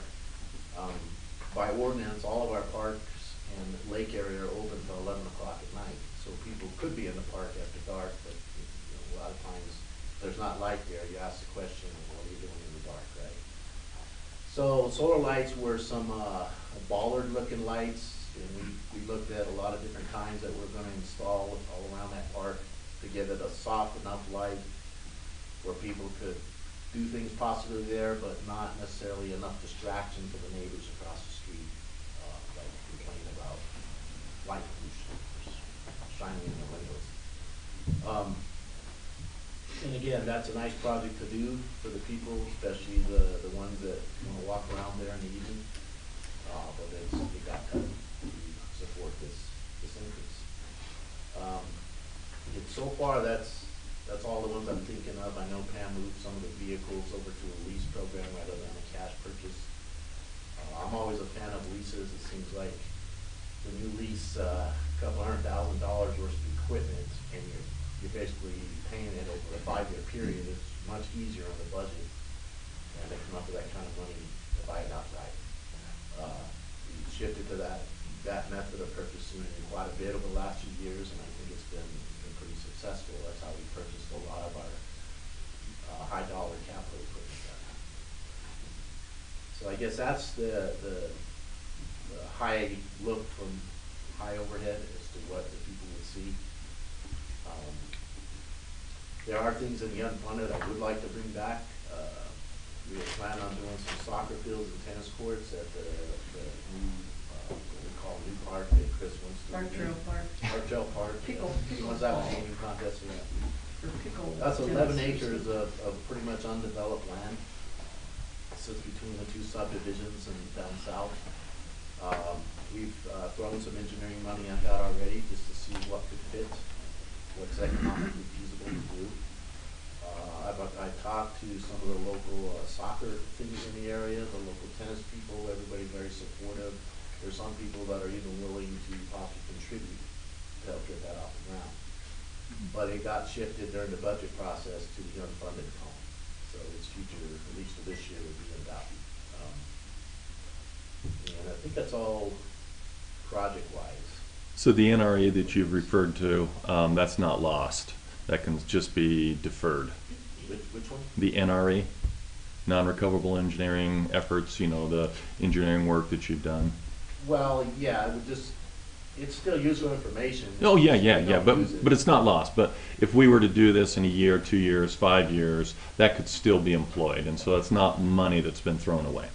Right, we haven't spent the big money, as I call it, yet. Yeah, okay. It's just been the soft cost of preliminary engineering sketches. All right. So I know it's difficult to put lipstick on this pig because it's a very hot thing to do, but I appreciate all of the efforts that our staff has made to try and accommodate this issue here. Chief Shirk, do you know what? Can you give us what our current turnover is for our police department? I think we've lost a couple of officers in the last, 3 years. We've got another one that it appears we're potentially going to be losing. Castle Rock, I've spoken to that officer. With the potential pay raise, I don't know if that's enough to keep him or not. But if I could address a couple of other issues. In just a minute. Okay. The so it sounds to me like the proposal is for a mandatory 5% per year pay increase for the police department. Is that correct, Ms. Smith? After the initial bump, yes. After the initial bump, is there a sunset clause on this? No sunset clause. All right. All right. So go ahead, Chief Shirk. You had some additional questions Yeah, or that comments? was a 5% for 5 years only, and it ends. Okay, so there is a sunset clause. There is, yeah. I thought you just said there wasn't. Well, The program doesn't sunset. yeah, that's Their what I was 5% thinking increase you were sunset saying. after 5 years. Yeah, that was my question. Right, right. Okay, so They step out at year 6, they're in the normal pool of everybody else. gotcha. Okay. Some comments have been made that I wanted to just rehash just a little bit. We are unique. We sit between 2 major cities, Colorado Springs, Denver. We have I-25 that bisects us. Our daily population that comes through our town is 35,000, and I got that from the chamber a few years ago. Those folks come to our city. Now, nighttime population, I know I've had discussions with several of you. I believe we're somewhere around 7,000 or more, and we've got a huge growth coming in. We are unique, and to compare us to Meade or other places that don't have our dynamics, I'm not sure that's accurate. My comparables are here, the Denver metro area, not another community. We have more crime, and I've been very hesitant to say that, but I can tell you over the last few weeks, we had an armed robbery. Anybody know that? 2 armed people stepped in with a gun and put people on the floor in our town within the last week. We had an auto theft. We had a gun that we had an officer involved in a foot chase, and the guy had a gun stuffed down his pants, and he was in the process of pulling that out, and our officers tackled him. We caught a guy breaking into a car yesterday. We have more case reports to date than we've had in the last decade in this police department.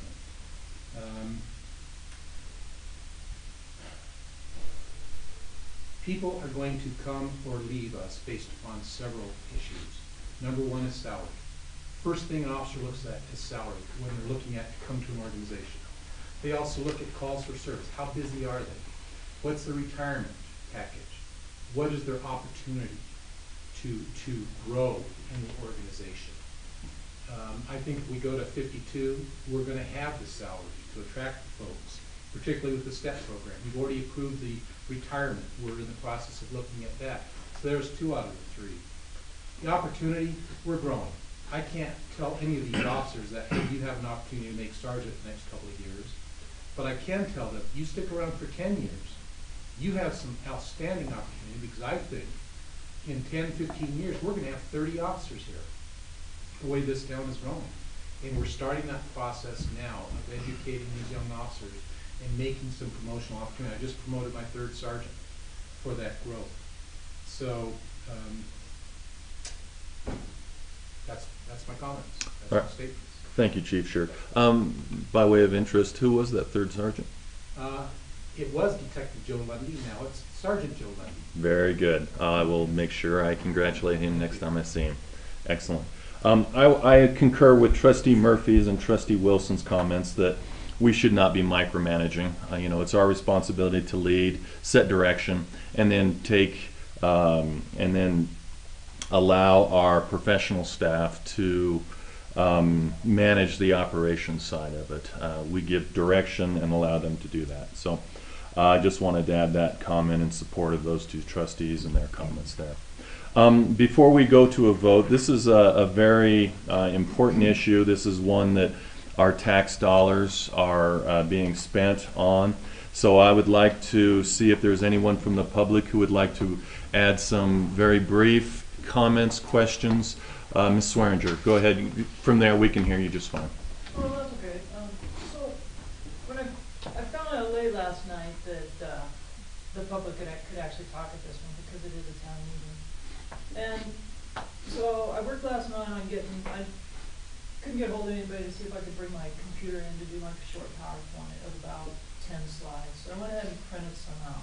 I don't know if this is a good time to provide that to the Sure, board. that'd be great. If you have some germane information you would like to convey to the board, that would be great. Thank you. I do, and it's all based upon things that have been brought up all morning by various individuals. One of them is, I know it looks like this a lot, but it really isn't. It's just because every slide on a page. Thank you. So Trustee Bornstein came up with the 52,000. I think that's been bandied about that, you know, is that a good valid number? The chief seems to feel that Thank it you, is. The reason for the 52,000 is that it would provide us with officers that would want to come in and move and stay. Good morning. You and I agree on something today.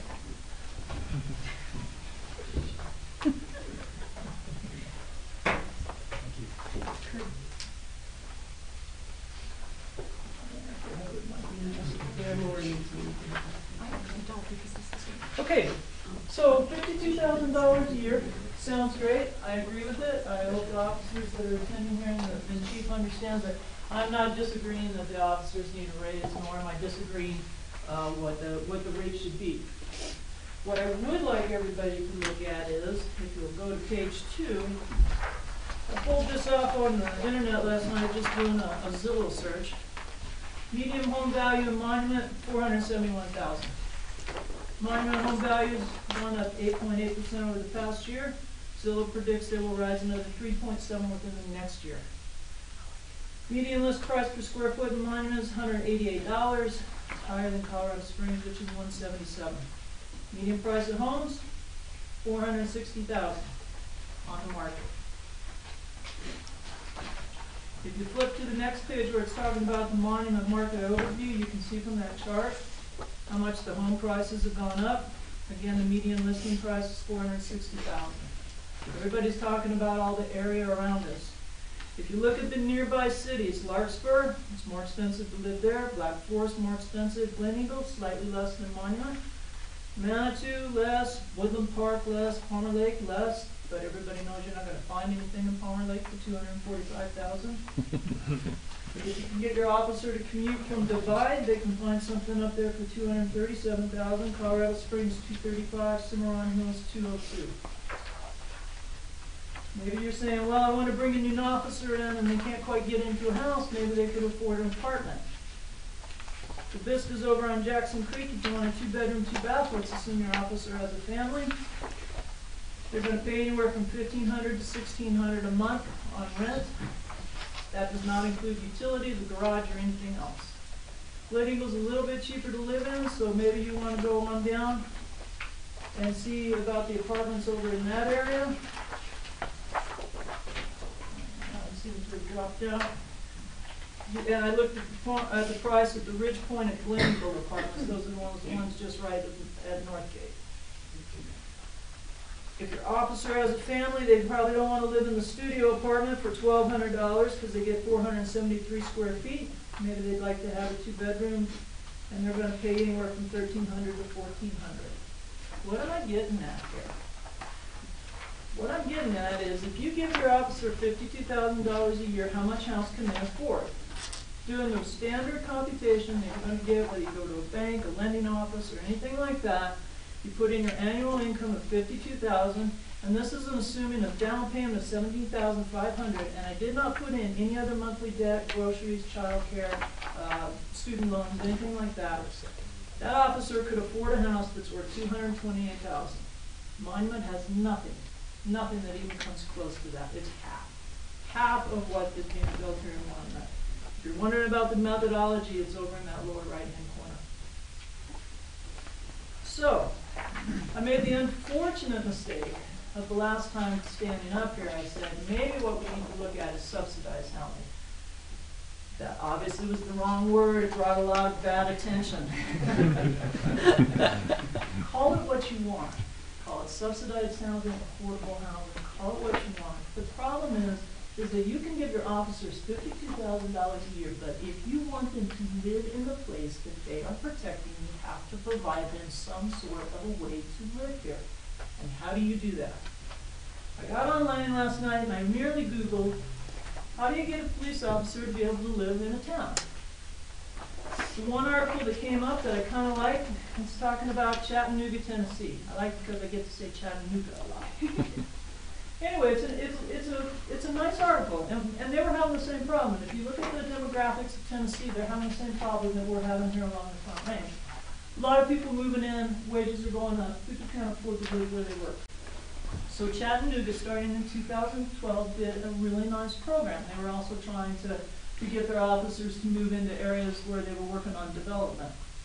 What they did is they gave those officers an incentive to move into and stay in that house, into that town.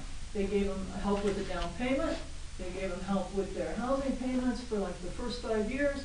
And then they said, if you choose to leave, you don't get help with your house and it becomes your problem. But if you choose to live here and work here and take care of your own town, then we will give you an incentive to stay here by helping with your housing.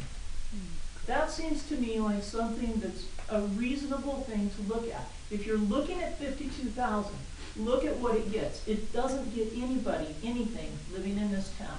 But if you look at the big picture and say, I'm going to give my officers 52,000, but you know what? We respect you and want you so much, we're going to help you with your housing. We're going to help you with the down payment, and we're going to help you so that your family can live here. I want the town to start looking at the big picture. You can throw the money at it, but if you can't get them to live here, and they realistically can't afford to live anywhere close to here, what good does that do? I'm just saying, you've got to look at the big picture. Anyway, if you read that whole article about Chattanooga, it's pretty interesting. I did a little bit more Googling because, again, the word subsidized seemed to raise a lot of ire in the community. So I just Googled affordable housing, and then the next article that came up was affordable and workforce housing. Maybe everybody finds that to be a more acceptable term. I like the term workforce housing because what are we? Your officers, your teachers, your mechanics, the people that keep the officers' cars working, they are our workforce. If you read this article, it talks about what housing is as affordable. The U.S. Department of Housing and Urban Development says if the family pays no more than 30% of their monthly income, that's affordable housing. This article's out of Pennsylvania, but it would apply to Monument also. Workforce housing is a term that was coined in the 1990s. It has been used to describe the gap facing those who earn too much to qualify for affordable housing subsidies, but not enough to afford a home. Again, Pennsylvania. The Pennsylvania Housing Alliance defines workforce housing as homes affordable to the typical worker. Those include a wide range of bread and butter industries such as teachers, healthcare workers, retail workers, and other people who provide essential services in our communities, such as our officers. These workers make up an important and large segment of our population and will continue to grow. What did the chief just say? He's expecting to have, what, 30 officers coming in at some point in time? Down the You're road, way hoping, down the road, as we grow. It's potential, okay. So we've got to take a look at this and say, what are we gonna do for the future? My favorite slide of this whole thing is the next page, where it's the impact of the higher housing costs. What is workforce housing? It's a place for your community's teachers, nurses, sales clerks, police officers, firefighters, and other professionals to live near their places of employment. It's housing that working people can afford. $450,000 is not what a working person can afford. Workforce housing contributes to the health and economic diversity of the community. It provides stable workforce for the employers. How many of our businesses in town cannot find enough people to work here because they can't afford to live here? The beauty of it is it also allows more family time by reducing the commuting. You live how far out? 50 miles. And where did you want to retire? Monument, but why? You can't because you can't afford to live here, right? That was sort of a joke. Yeah, but the reality is Yeah. you're not far off. I sat next to the officer that got promoted, and I asked him where he lived, and he didn't tell me, but he said, I can't afford to live in Monument. That's a shame. If you're so interested in your police force being able to take care of your community, why don't you want to provide them a place where they can live and work in the same place? I think it's very important. If you read over here on the right-hand side,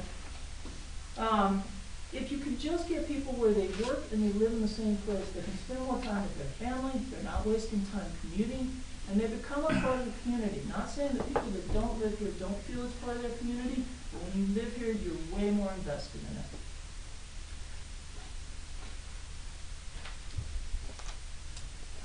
On the next page, there's a lot of options for what different communities are doing.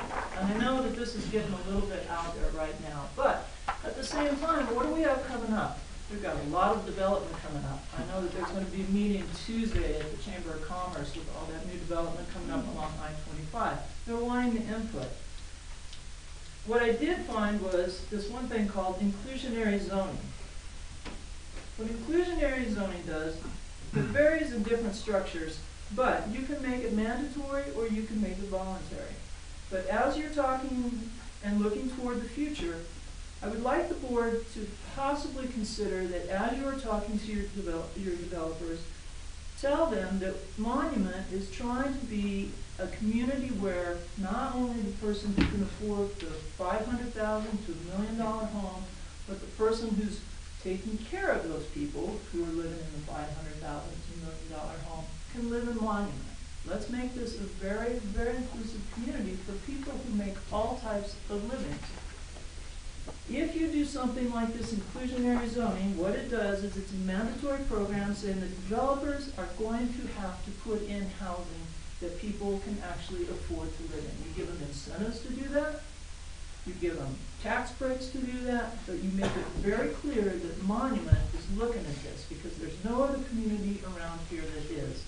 If you were going to tell your officers that they're going to get $52,000 a year, plus Monument's working on getting some housing for them where they can bring their family in, they can send their kids to District 38 schools, how much of an incentive would that be, Chief? Probably so. It'd be huge, wouldn't it? Because where else are your officers living? Aurora, Parker, Colorado Springs. That's a long commute, isn't it? How nice would it be for your officer to be able to swing home and have lunch at their house and the community around them see that the officers living next door? How nice would it be for your officers to be the neighbor instead of the police?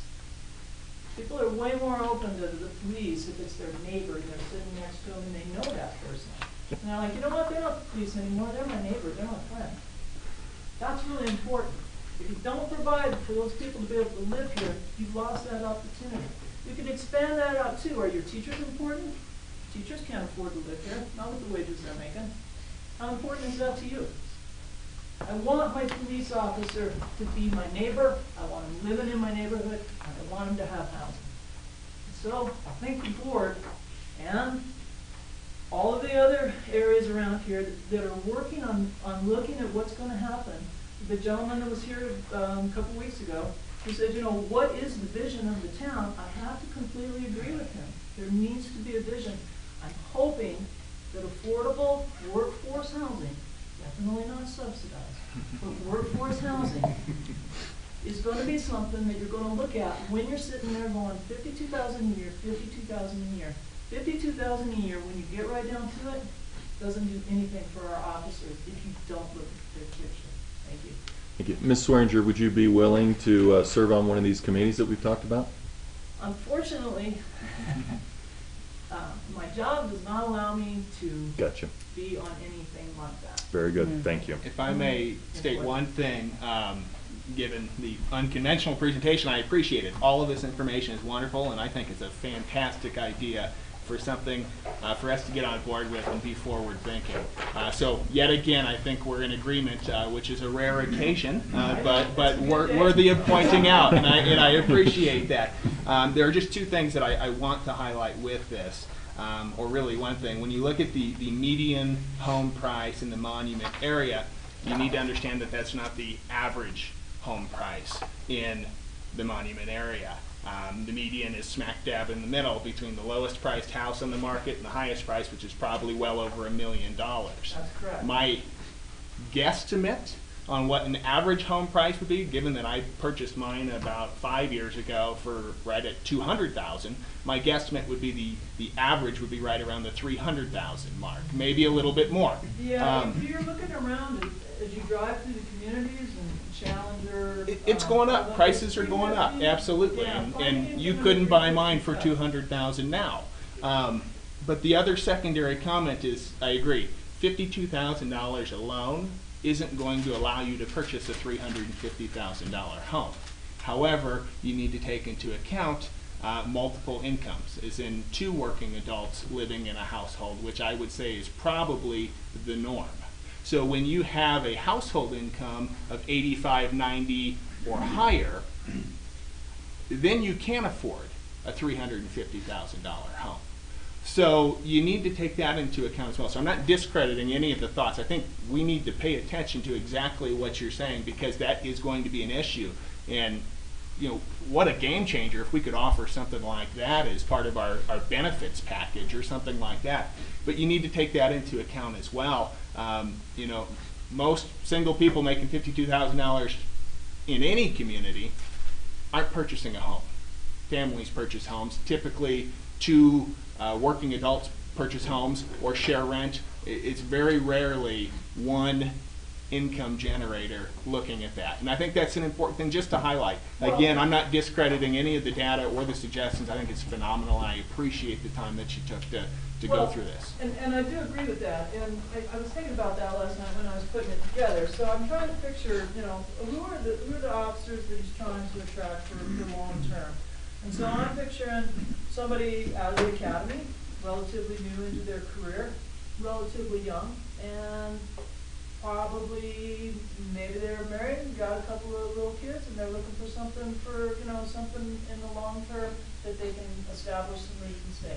So I do not disagree at all that, you know, $52,000 for a single person, and a lot of people, there is a 2-income household, but you know, I'm trying to picture what officers might be, and I'm thinking, so if there could be a 2-income household, I don't disagree with that. But then if they got kids and they're young kids, then we're looking at childcare, and that price is pretty exorbitant. So there are a lot of variables. There are, and there's no two. And I'll give you a perfect example highlighting teachers. My wife's a teacher. She was a brand new teacher when we looked at purchasing our home, and I was well under the $52,000 income mark when we purchased our home as well. And to be able to do that with 4 children, you know, we can't get into that sort of dynamic. But to look at that as well, I mean, you need to take that into consideration when you're looking at the big picture. I'm just glad that you presented it. I think it's something, as the mayor said, a committee or something that looks at that, as well as, I mean, if we're going down the committee route, I think a lot of communities have a lot of committees about different or specific things. Workforce affordability, not subsidized housing. Workforce affordability is a great terminology to use. We want to work and live in the same community. I think it's important. I appreciate your time. Thank you so much. Thank you so much for your comments. In the interest of time, I'd like to move on. Do you have and let's keep this brief. Do you have a? Just a question. Yeah. I wanted to ask about a different topic. Pam mentioned water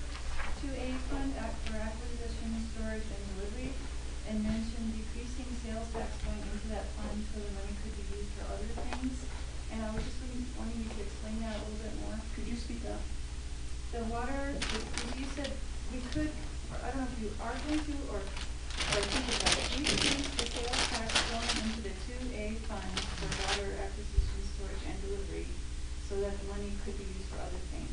And I just wondered how that can work. I thought that money was designated, like that sales tax was voted on to go. There is a 1% sales tax that was voted on in 1989 specific to water. And this became an issue when you can't put more than 10% of grants or taxes into your enterprise fund. So this money kept growing because you couldn't put more than 8,000 to 9,000 a year, and there was more of that 1% tax. And that, when we set up several years ago, the debt service fund for water.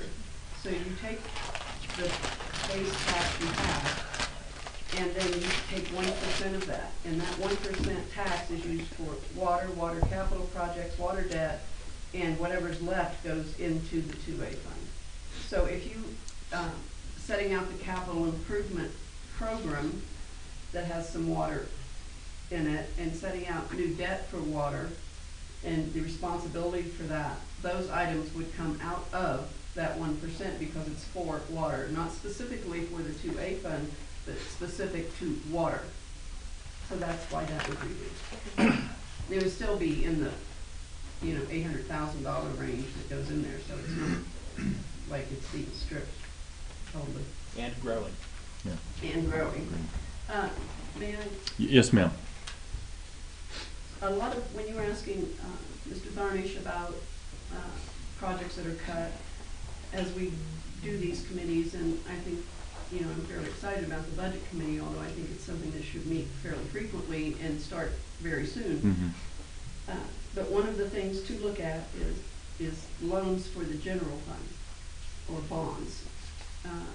Financing those big ticket projects over 20 years, not 5 years or 30 years, which I prefer 20, but so that is another thing that's out there. All of these very expensive $5 million worth of projects that are not in the enterprise fund for the water, that's the general fund.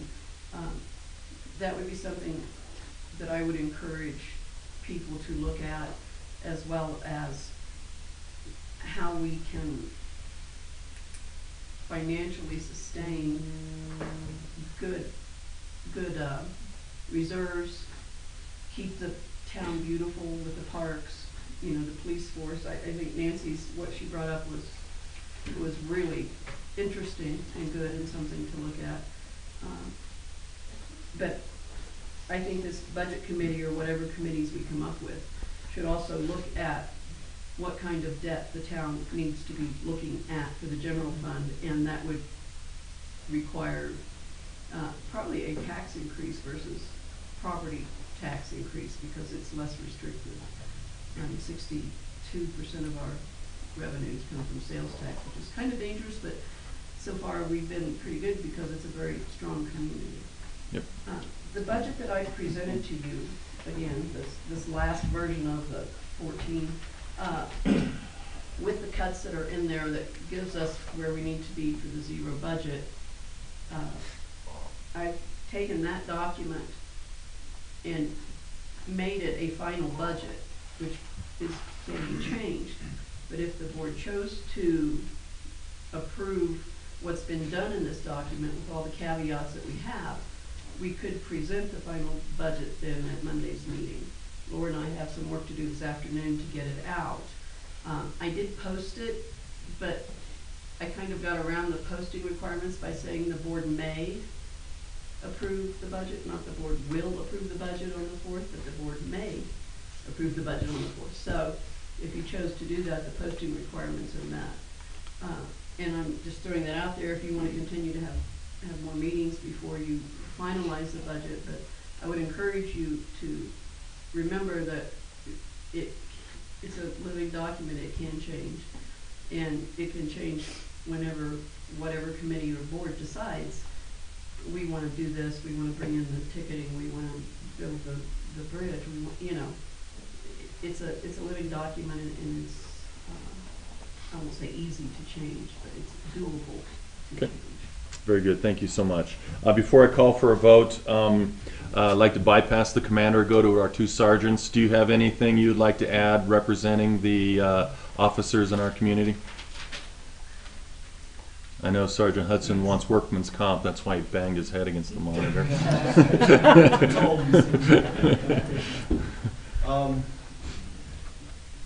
I can tell you that that on Wednesday of this past Wednesday, I was at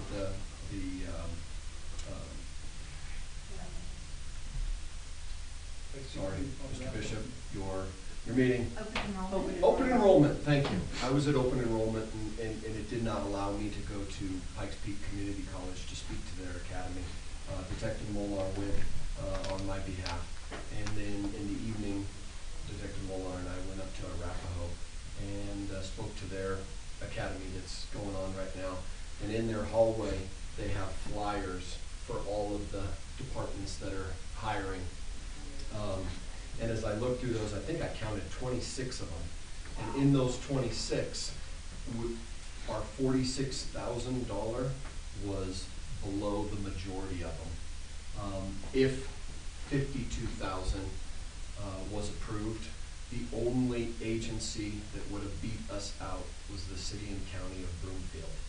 And when I talked to other people, and when I say 46 to 52, I mean that is a fantastic raise, but that's where the majority of the agencies that, those flyers were there. When I talked to the majority of the people, they say it's not a matter that we're battling with like agencies that have 13 to 14 to 15 officers. That's not it. We're not attracting because they're going to other agencies that aren't our like size. So a lot of people are saying, well, you need to compete the best you can with those agencies that we're losing officers to.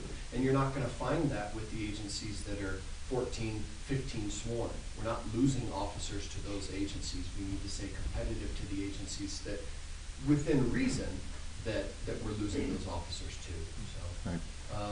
You know, as far as our guys, as far as my guys that have to commute from Aurora, as far as my guy that lives with his father-in-law and has to commute to Parker, yeah, it would be a huge lifesaver. I think my one officer said if it went to 52, I can finally get my wife and 2 kids out of my father-in-law's house.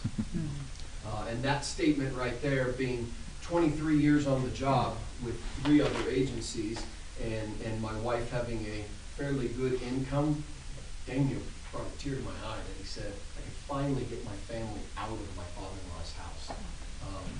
So yeah, my guys and my gal are struggling. They struggle, and this would be huge. Sergeant Owen, anything to add? Nothing that's already been said. I mean, okay. There's a ton that's been said. Just a comment. I appreciate all of the work with everyone. I hope that we can get through all the turmoil that this has caused. I know we will. Strong town. And I appreciate all the work that's been done. Sergeant, quick question. How much do you attribute, for lack of a better term, adrenaline to junkies, or lack of action that a monument might have as opposed to an Aurora, which is probably the other end of the scale? Does that play a part in officer turnover? I have heard officers say that they're looking to go work plainclothes, gang unit, chasing bad guys down with guns, and that's inexperienced talking in my mind. Yeah, it's fun to go kick doors and chase bad guys 24/7. Sergeant Hudson got the opportunity to do that firsthand. It gets very old. It gets very old very fast, and it destroys families. And so it is our senior officers that have been there, done that. It's our responsibility to educate them and tell them that it's not all that. And unfortunately, there's plenty of that here in Monument. Okay. I know the chief says he misses that, using his nightstick and chasing down, getting in fights. All right. With that being said, thank you everyone from public. I'd like to thank our staff. Oh, yes, sir. Something quick? Very, very. Yes, sir. Promise. as everybody knows, I once sat up there. I want to thank you all for your presentation today, your comments. They're very worthwhile. Sitting on this side, it made me really proud.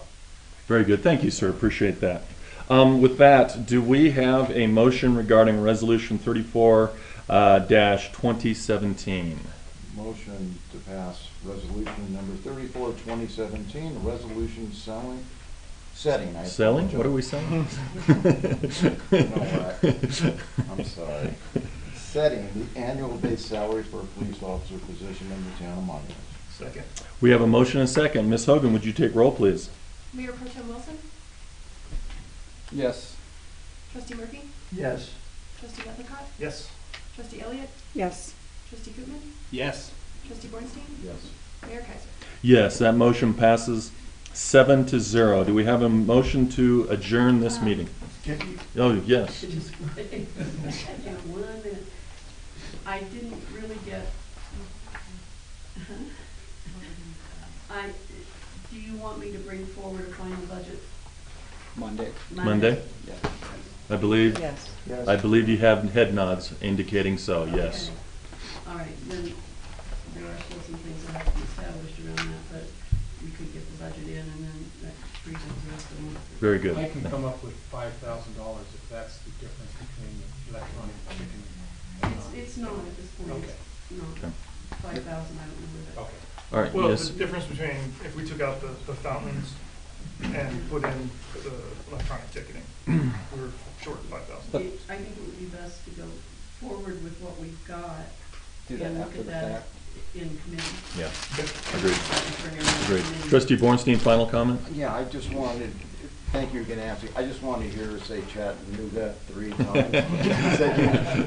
You said you enjoyed saying the word chat. So if you say 3 times really fast, it's a great way to end the meeting.